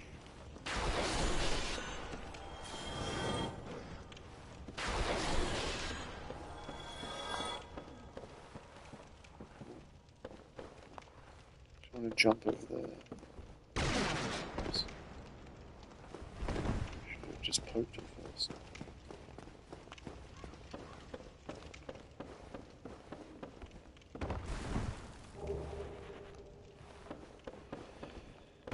The only use I know for gold coins and the other coins is to feed the framed.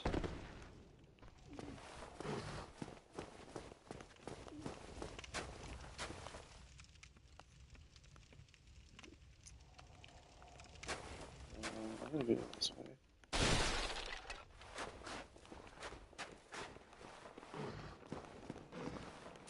Right.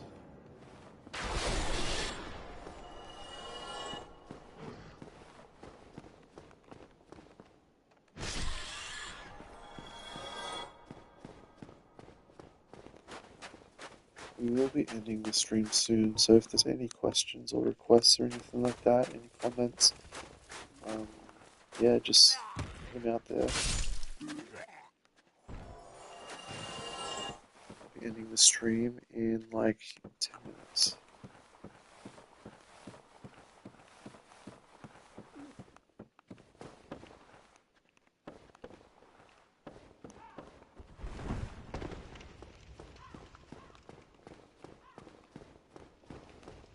You guys, stream is ending soon, so just yeah, let me know what you'd like to see more of. If you have, specific types of videos as well. I'm gonna put a few more points into Attunement.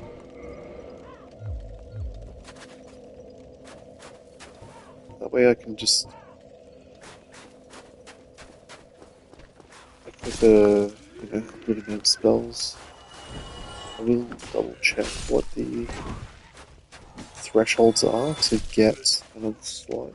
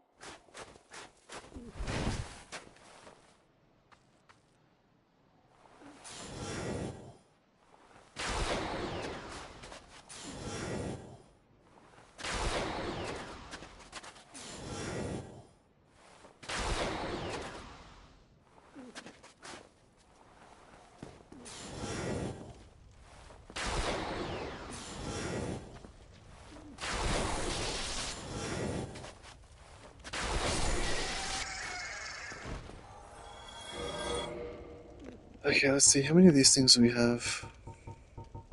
I'm not sure what you mean by how many of these things we have.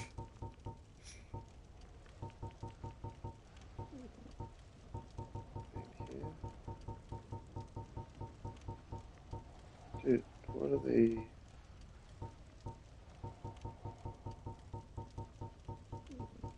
I know I have a few of them. Oh, here. I have 3. Oh my god, dude, this is gonna take all day.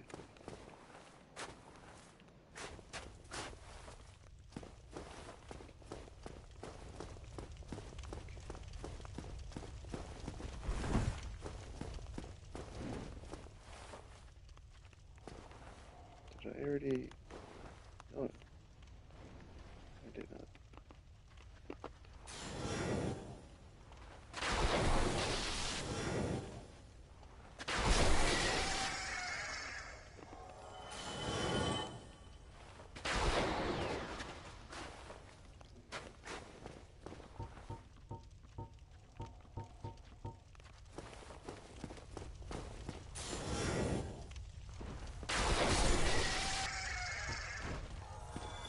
Okay, so I only have 1 more lightning spear left.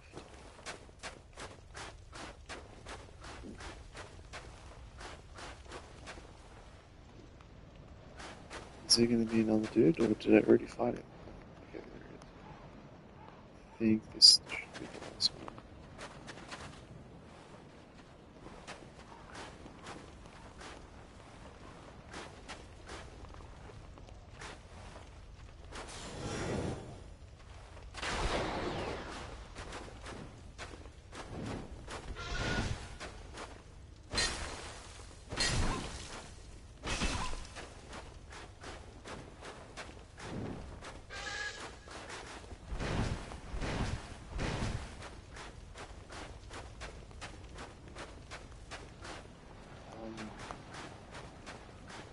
Where did he go? I'm scared.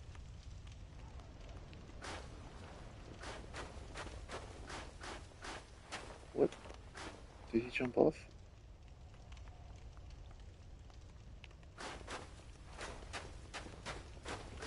Where did it go?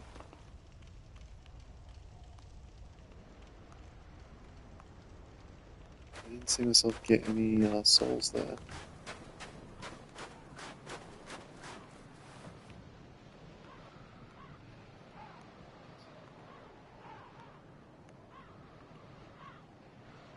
Oh, okay, he's down in ground floor.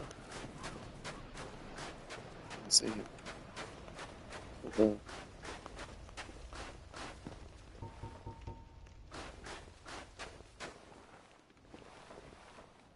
Okay, I'm gonna let him go up a little bit just so I have time to flask. Run at him.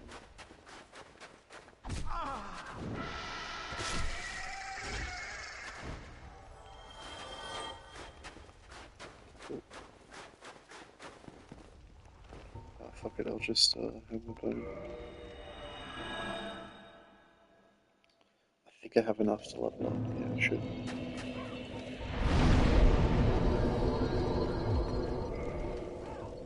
Cool. That adds 1 more attunement slot. Now, if I want another one, I'll have to add another 4 points.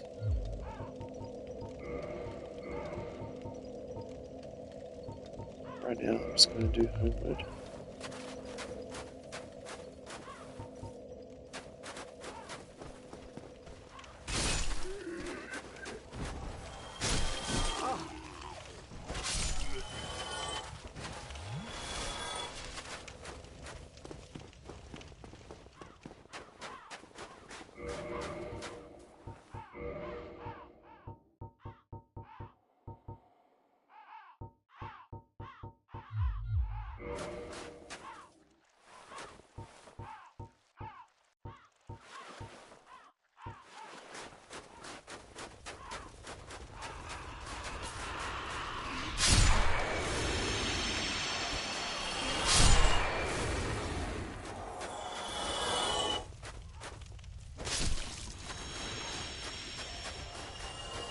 There's not really any reason not to kill those guys.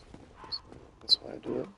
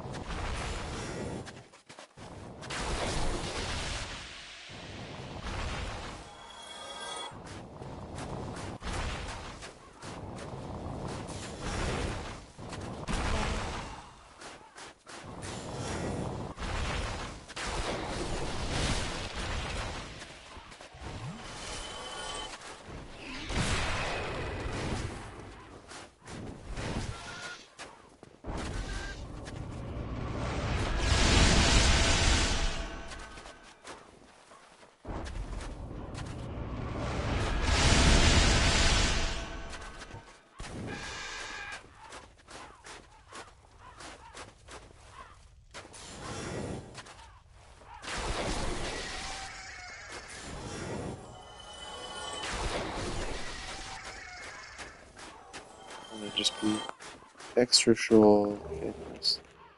Extra sure that they don't have loot on them. Sometimes the body will just conceal the effect.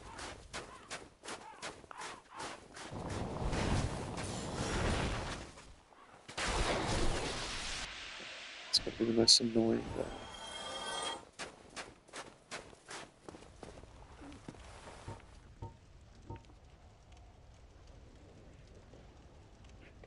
Okay, those two there that jump down are just the ones from up here. It looks like it, so I might just come straight up here.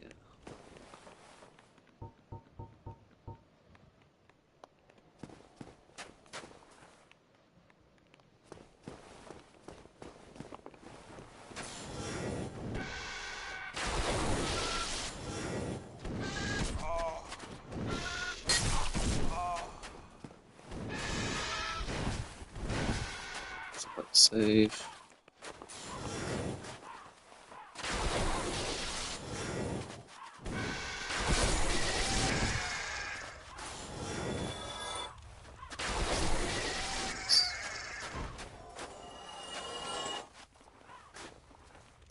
See, like, I can't even pick it up. There we go.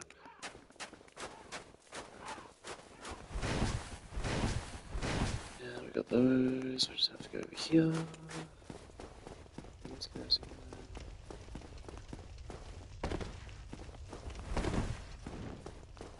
6 spears.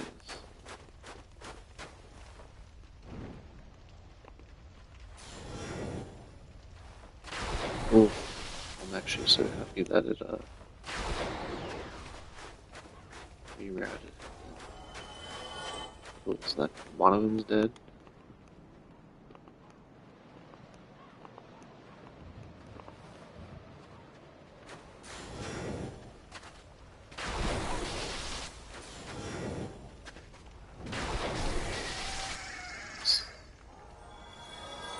Okay, 2.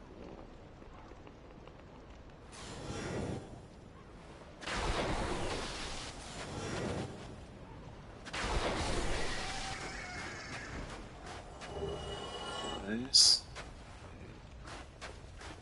Okay, I think there's one more body down there.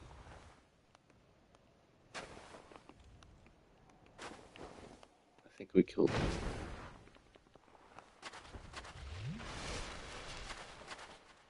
I can hear something moving.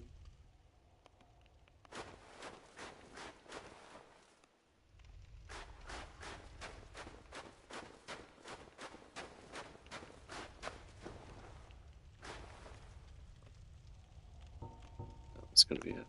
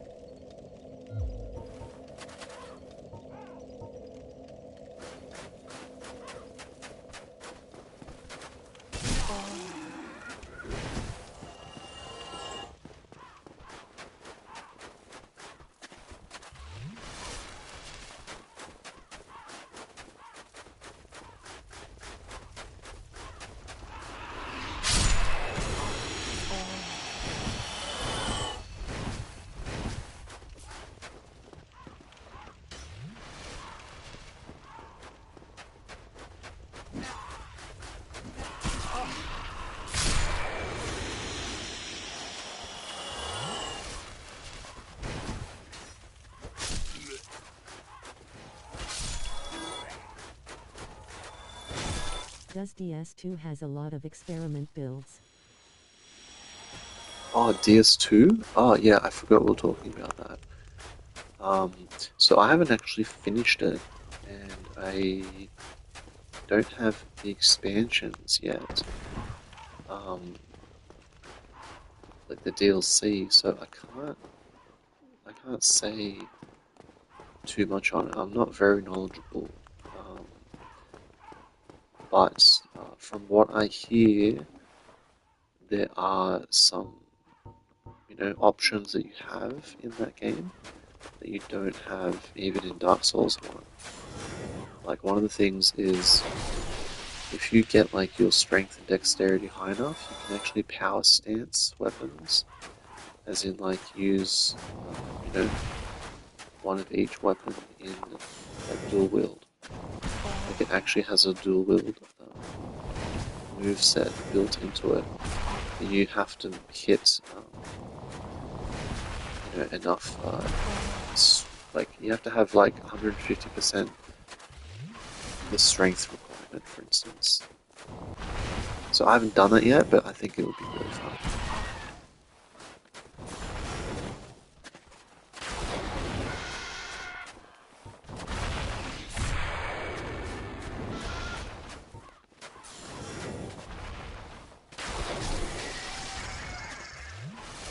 The other thing is there's a new spell type called Hex. I don't know what kind of spells they are, but which one is your favorite and it's least an favorite? interesting system. Like you have to level up, I think, both intellect and faith simultaneously. But I'm not sure what kind of spells hexes are.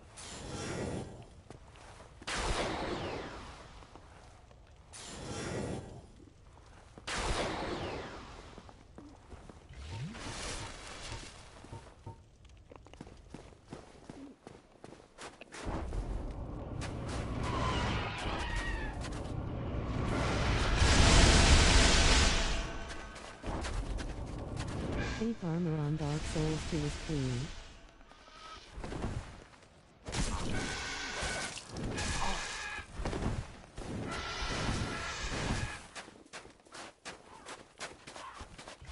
I gotta say, like, yeah, the aesthetic of Dark Souls 2 is pretty cool. It's just the shitty hitboxes, you know?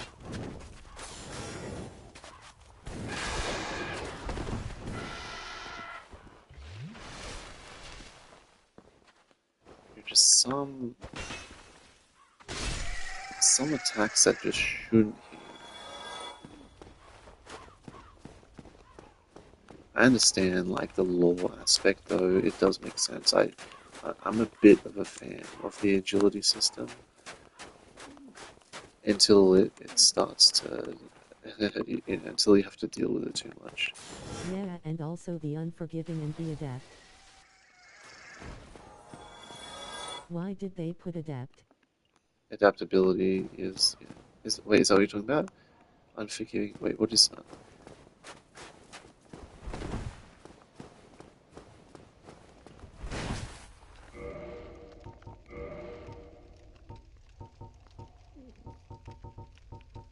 How many do I have? 6. I just want to finish this off.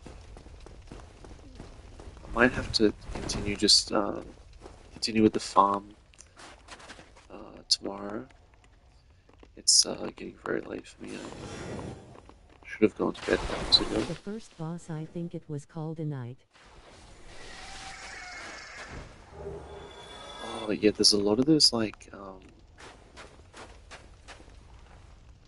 just like hard enemies in like in each area. Like there'll be like a white knight kind of dude or whatever.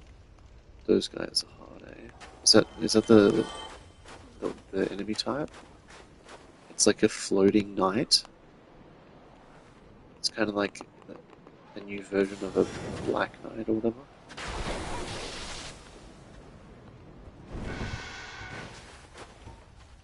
Yeah, that one is unforgiving.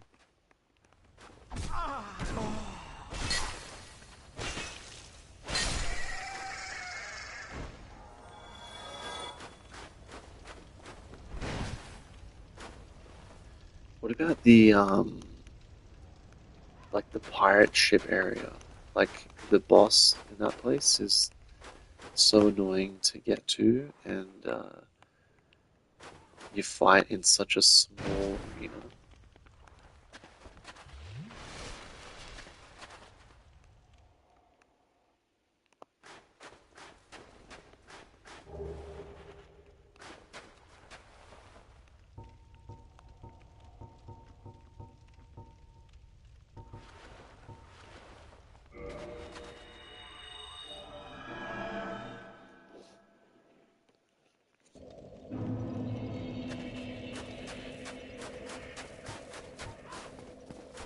Also the hollow system, when you died it keeps decreasing your health. Yeah, that sucks, eh? Like, it's nice that you can wear 4 rings. So I did wear that one ring that reduces, that handicap, but still, it's annoying.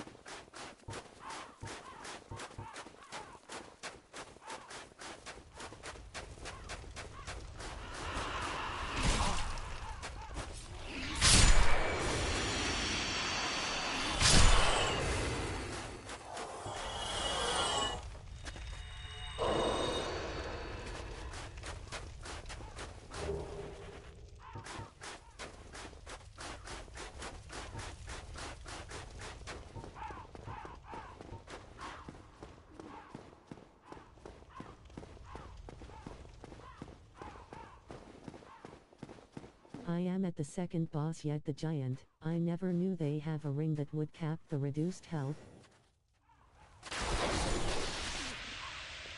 Yeah, I couldn't tell you what the name of the ring is or where to find it, but um, yeah, I think it like caps the reduction at like 80% or something. So rather than getting reduced down to like half your health, it's a lot less noticeable.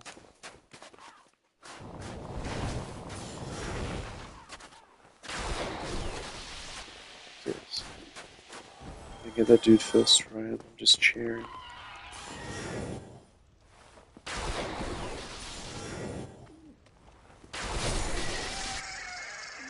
Cool. Can I get this dude from down here?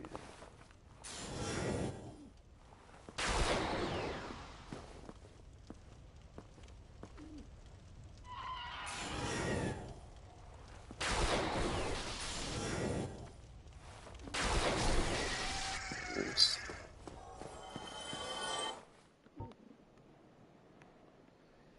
Okay.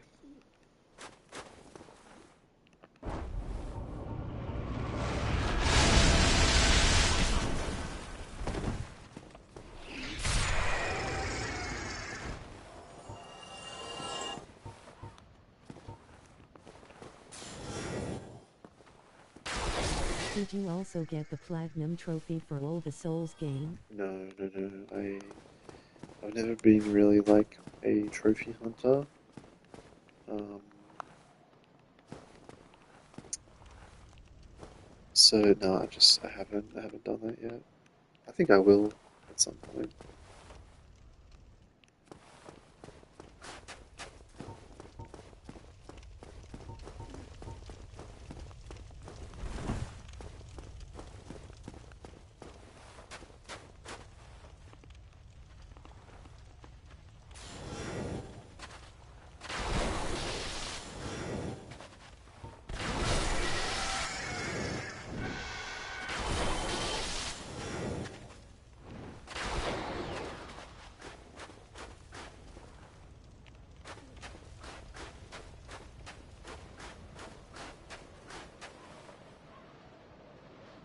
That's a pretty good challenge run.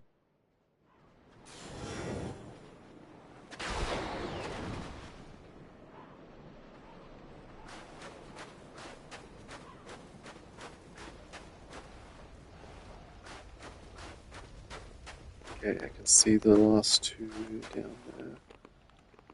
Can I aim at that from here?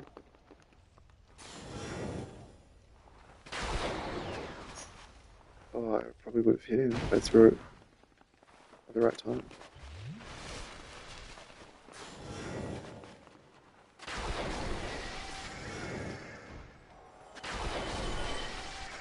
Nice. Okay. Oh, two? Yes, dude. Don't fall through the floor. Man, I can't get it. There we go. Wait. There we go. Just double check these boys. Okay, what are we at? 10. Fuck yes. Okay. Okay, we can get out of here. So I'm gonna go this way. So we just need 10 to hand in to Gwendolyn.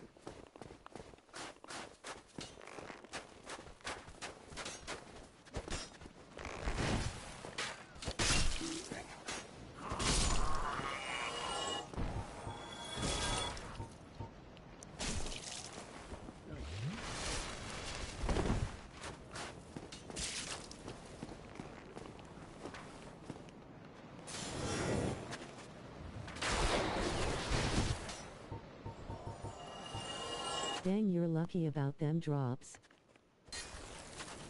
Right, dude, just when I said I wanted to stop.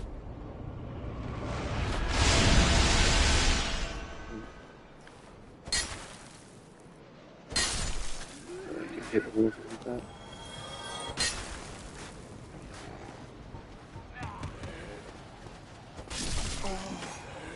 I'd hate to die to these guys, wouldn't you? Well, it's entirely possible, and that's exactly why they put them in hordes. Easily one of the most, like, underestimated. Here we go. Good one.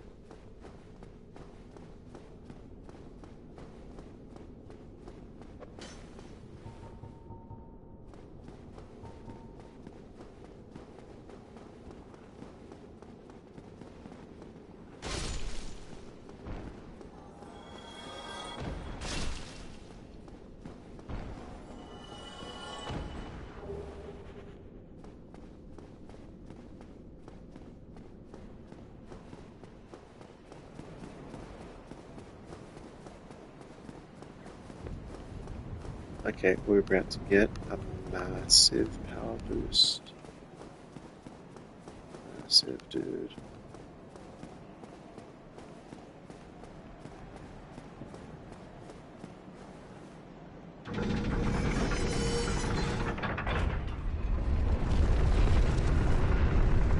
Oops, I think I turned it the wrong way.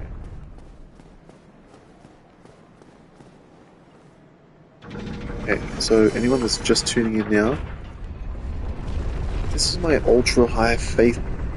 I started out with my base level of strength and dex. Currently using it for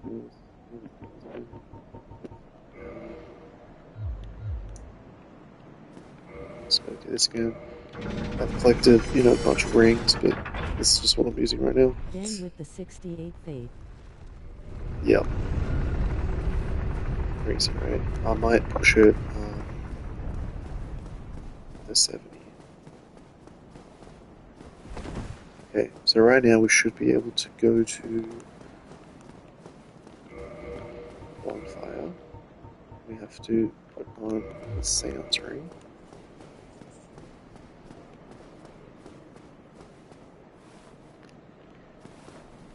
Should I just do a little video here, like how to... Going to the catacombs with that kind of build would be a breeze, probably on foul.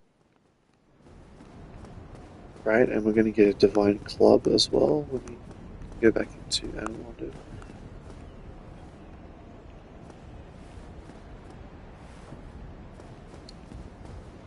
Okay, I'm just setting this up again because I'm just going to make a really quick video.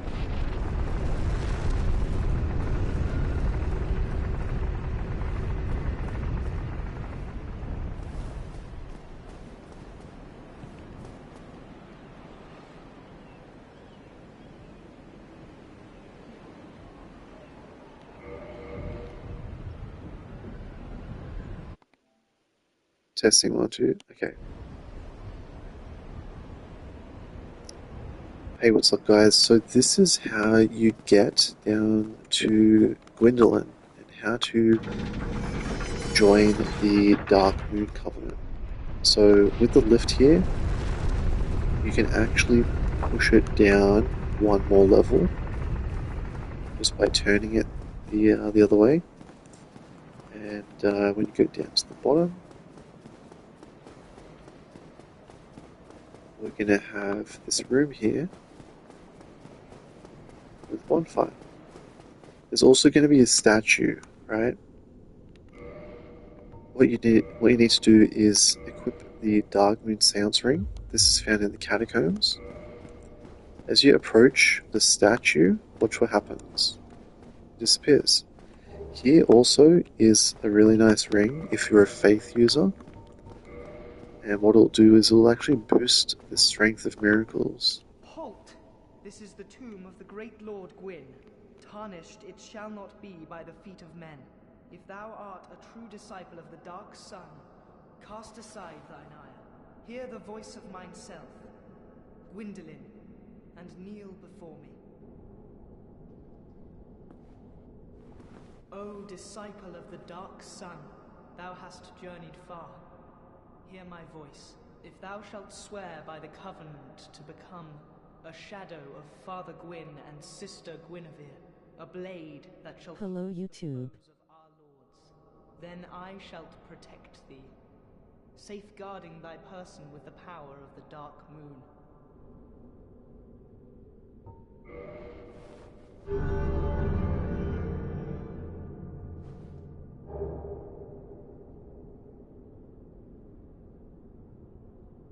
Very well.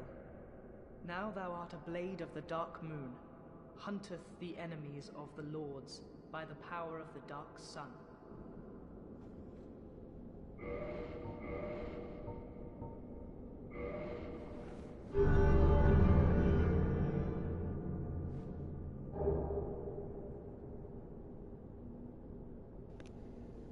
And that there is how you get the Dark Moon Blade miracle. The ring, and of course, a Dark Moon Talisman. Just to show you the difference, 193 with the regular talisman, 212 magic adjust with the canvas that the Cleric starts with, whopping 231 with the Dark Moon Talisman. So even though they both have, or they both display an A, they obviously have different scaling. They should really put an S on the Dark Moon.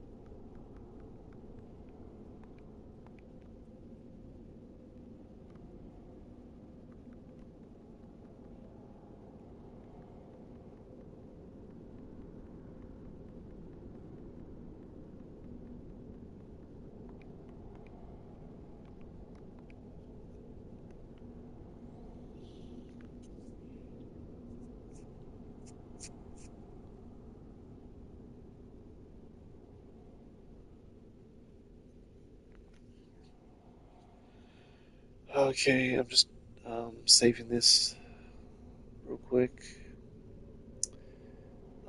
Yeah, if you're just tuning in, I am just about to end the stream in a couple minutes.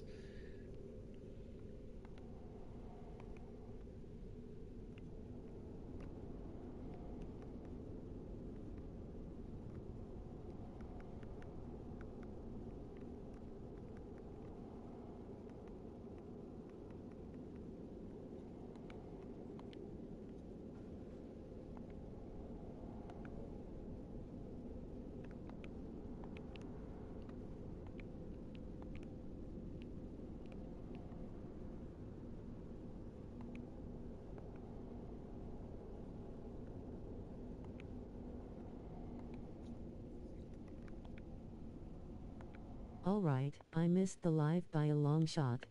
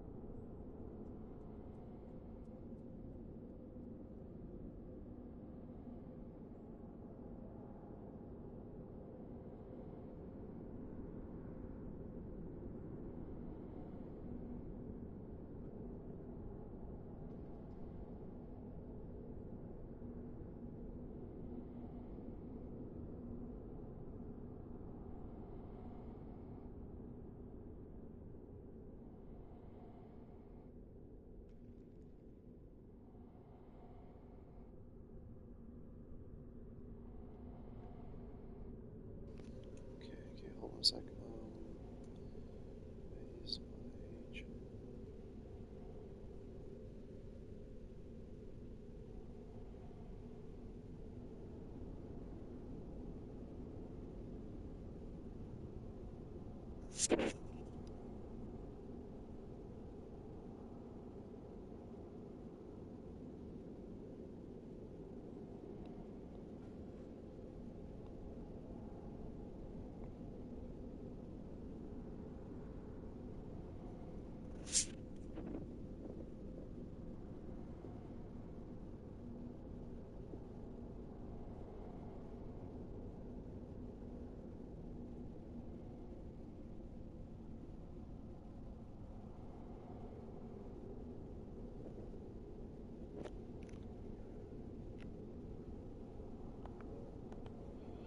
Sweet. Okay, so I just uploaded that clip right there.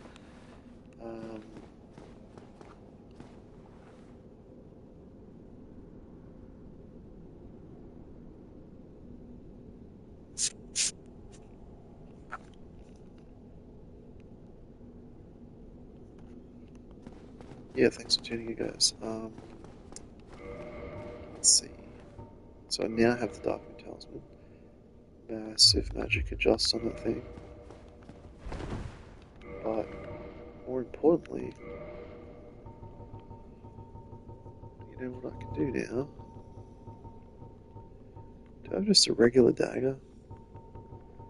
I just need like... I just need a one-handed weapon that I can wield. All these require too much dexterity.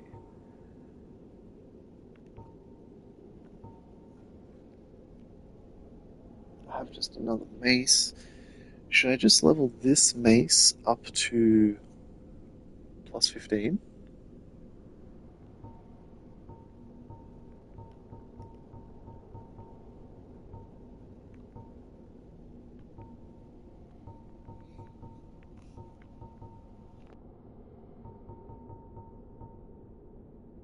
Divine weapon. Yeah, I'm gonna get the Divine Club. Oh, well, the Occult Club, and then I'm gonna downgrade it to Divine.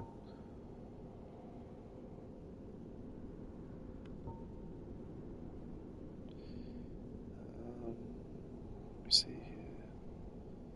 It's plus 10. No, I can't infuse this though. Oh, actually, you know what's interesting? I came across a weapon that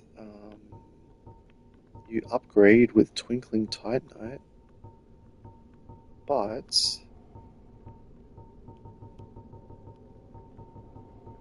you can actually infuse it. That's a Silver Knight's Street Sword.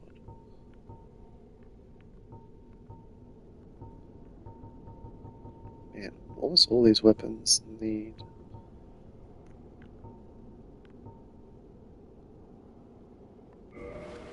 dexterity. Okay, so I'm just going to do this.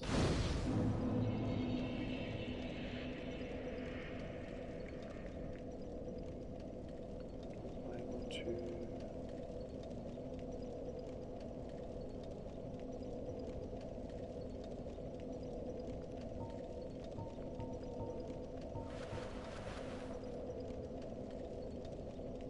Yeah, okay, let's just rest. 2.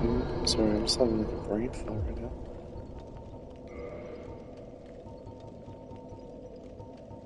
I have quite a few miracles, but this is what we're going for. So I want to just see how this looks on this weapon.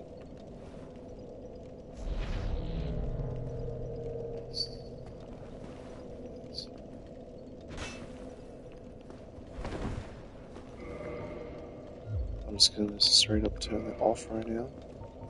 Let's upgrade this maze.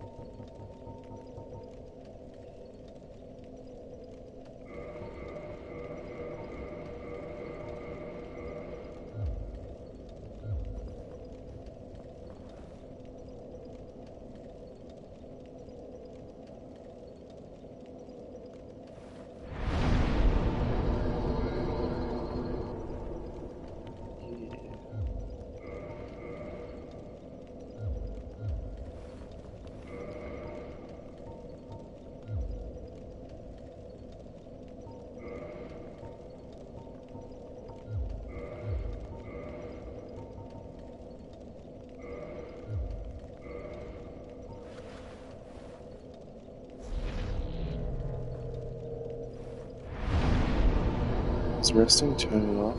No, it doesn't. Okay, cool.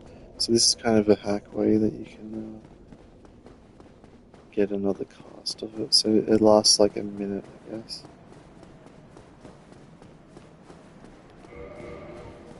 try two-hand this weapon. Plus 13. Okay, that's a little bit of damage.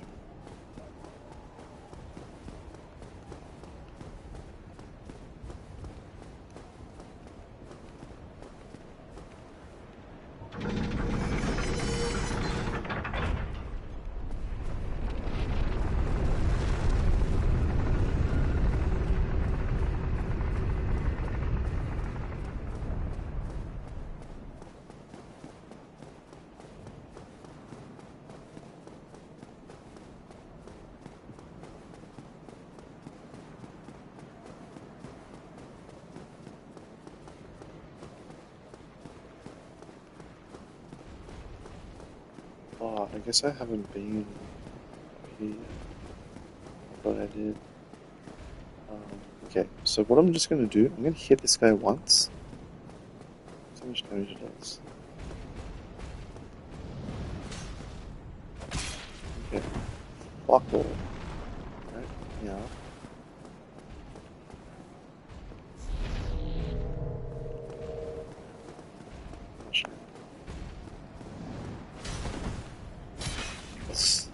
Holy shit, dude.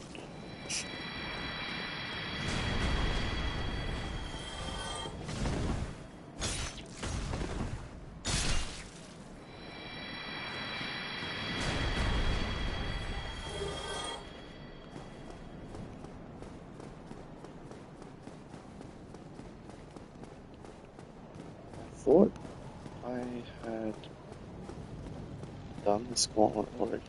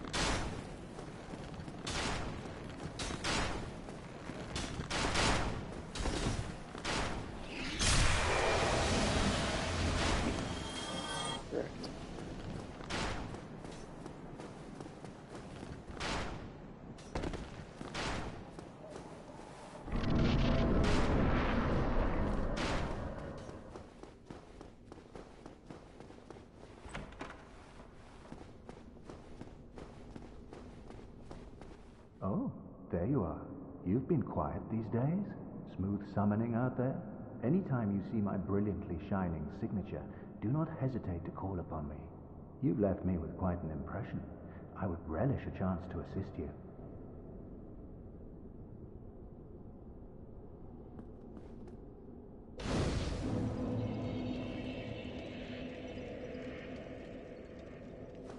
You really are fond of chatting with me, aren't you? If I didn't know better, I'd think you had feelings for me. Oh no, dear me, pretend you didn't hear that.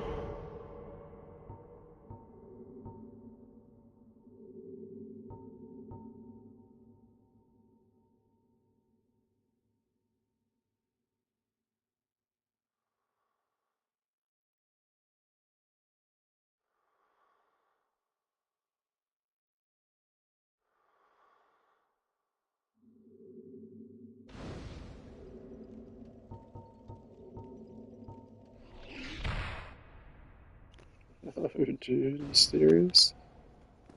Why? Why did that happen?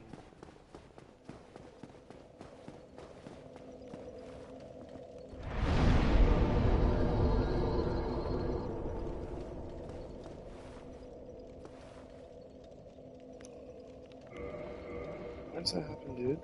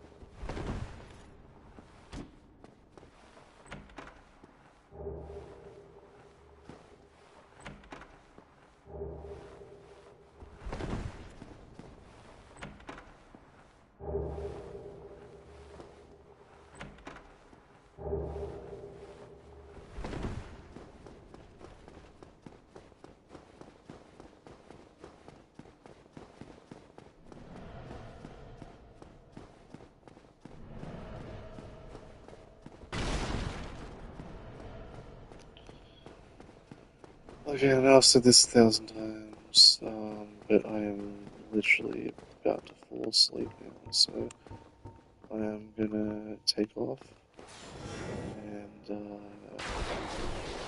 thank you all for tuning in, very much appreciated. I only need like a few hundred more watch hours before I get made a partner with YouTube, so You really...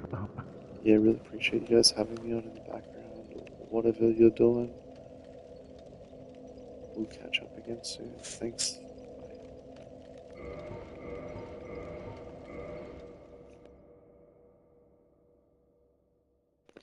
I guess before I log off, let me just show you the characters that I have going on at the moment.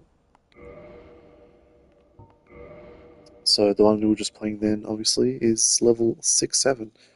Um, Starting from top, I have just like a full strength dude. Um, then my level 1 character, that's currently on 4 kings. I have my Solaire cosplay, that's in New Game Plus. My intellect is currently in the DLC, um, doing attempts on Calamite and also Manus.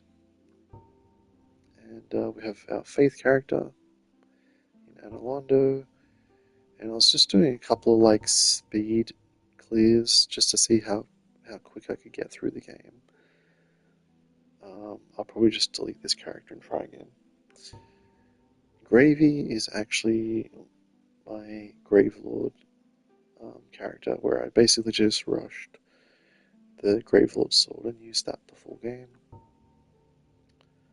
I don't remember what the red guy is. Actually, maybe this one is the full strength. I can't remember. And then this one here has like 80 endurance or something. Crazy amount of endurance.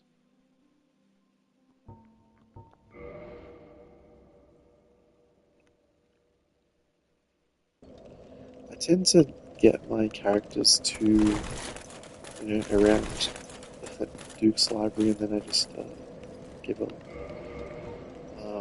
This is a really interesting character, though. As you can see, I've got like a shitload of endurance. What endurance does is it increases your bleed resist, as well as obviously your equipment load and your stamina. So I'm using the Life Hunt Scythe, and yeah, with the Blood Light Ring, Blood Shield, and a few other pieces that give a lot of bleed resist. So this is actually a pretty cool setup, because whenever you attack with this weapon, you do sustain bleed damage, or bleed buildup. But the good thing with this item setup, equipment setup, is barely, like the bar is barely growing. So even if I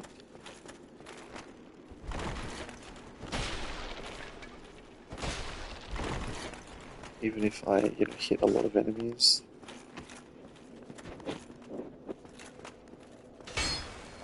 it's very rare for me to actually bleed out from this.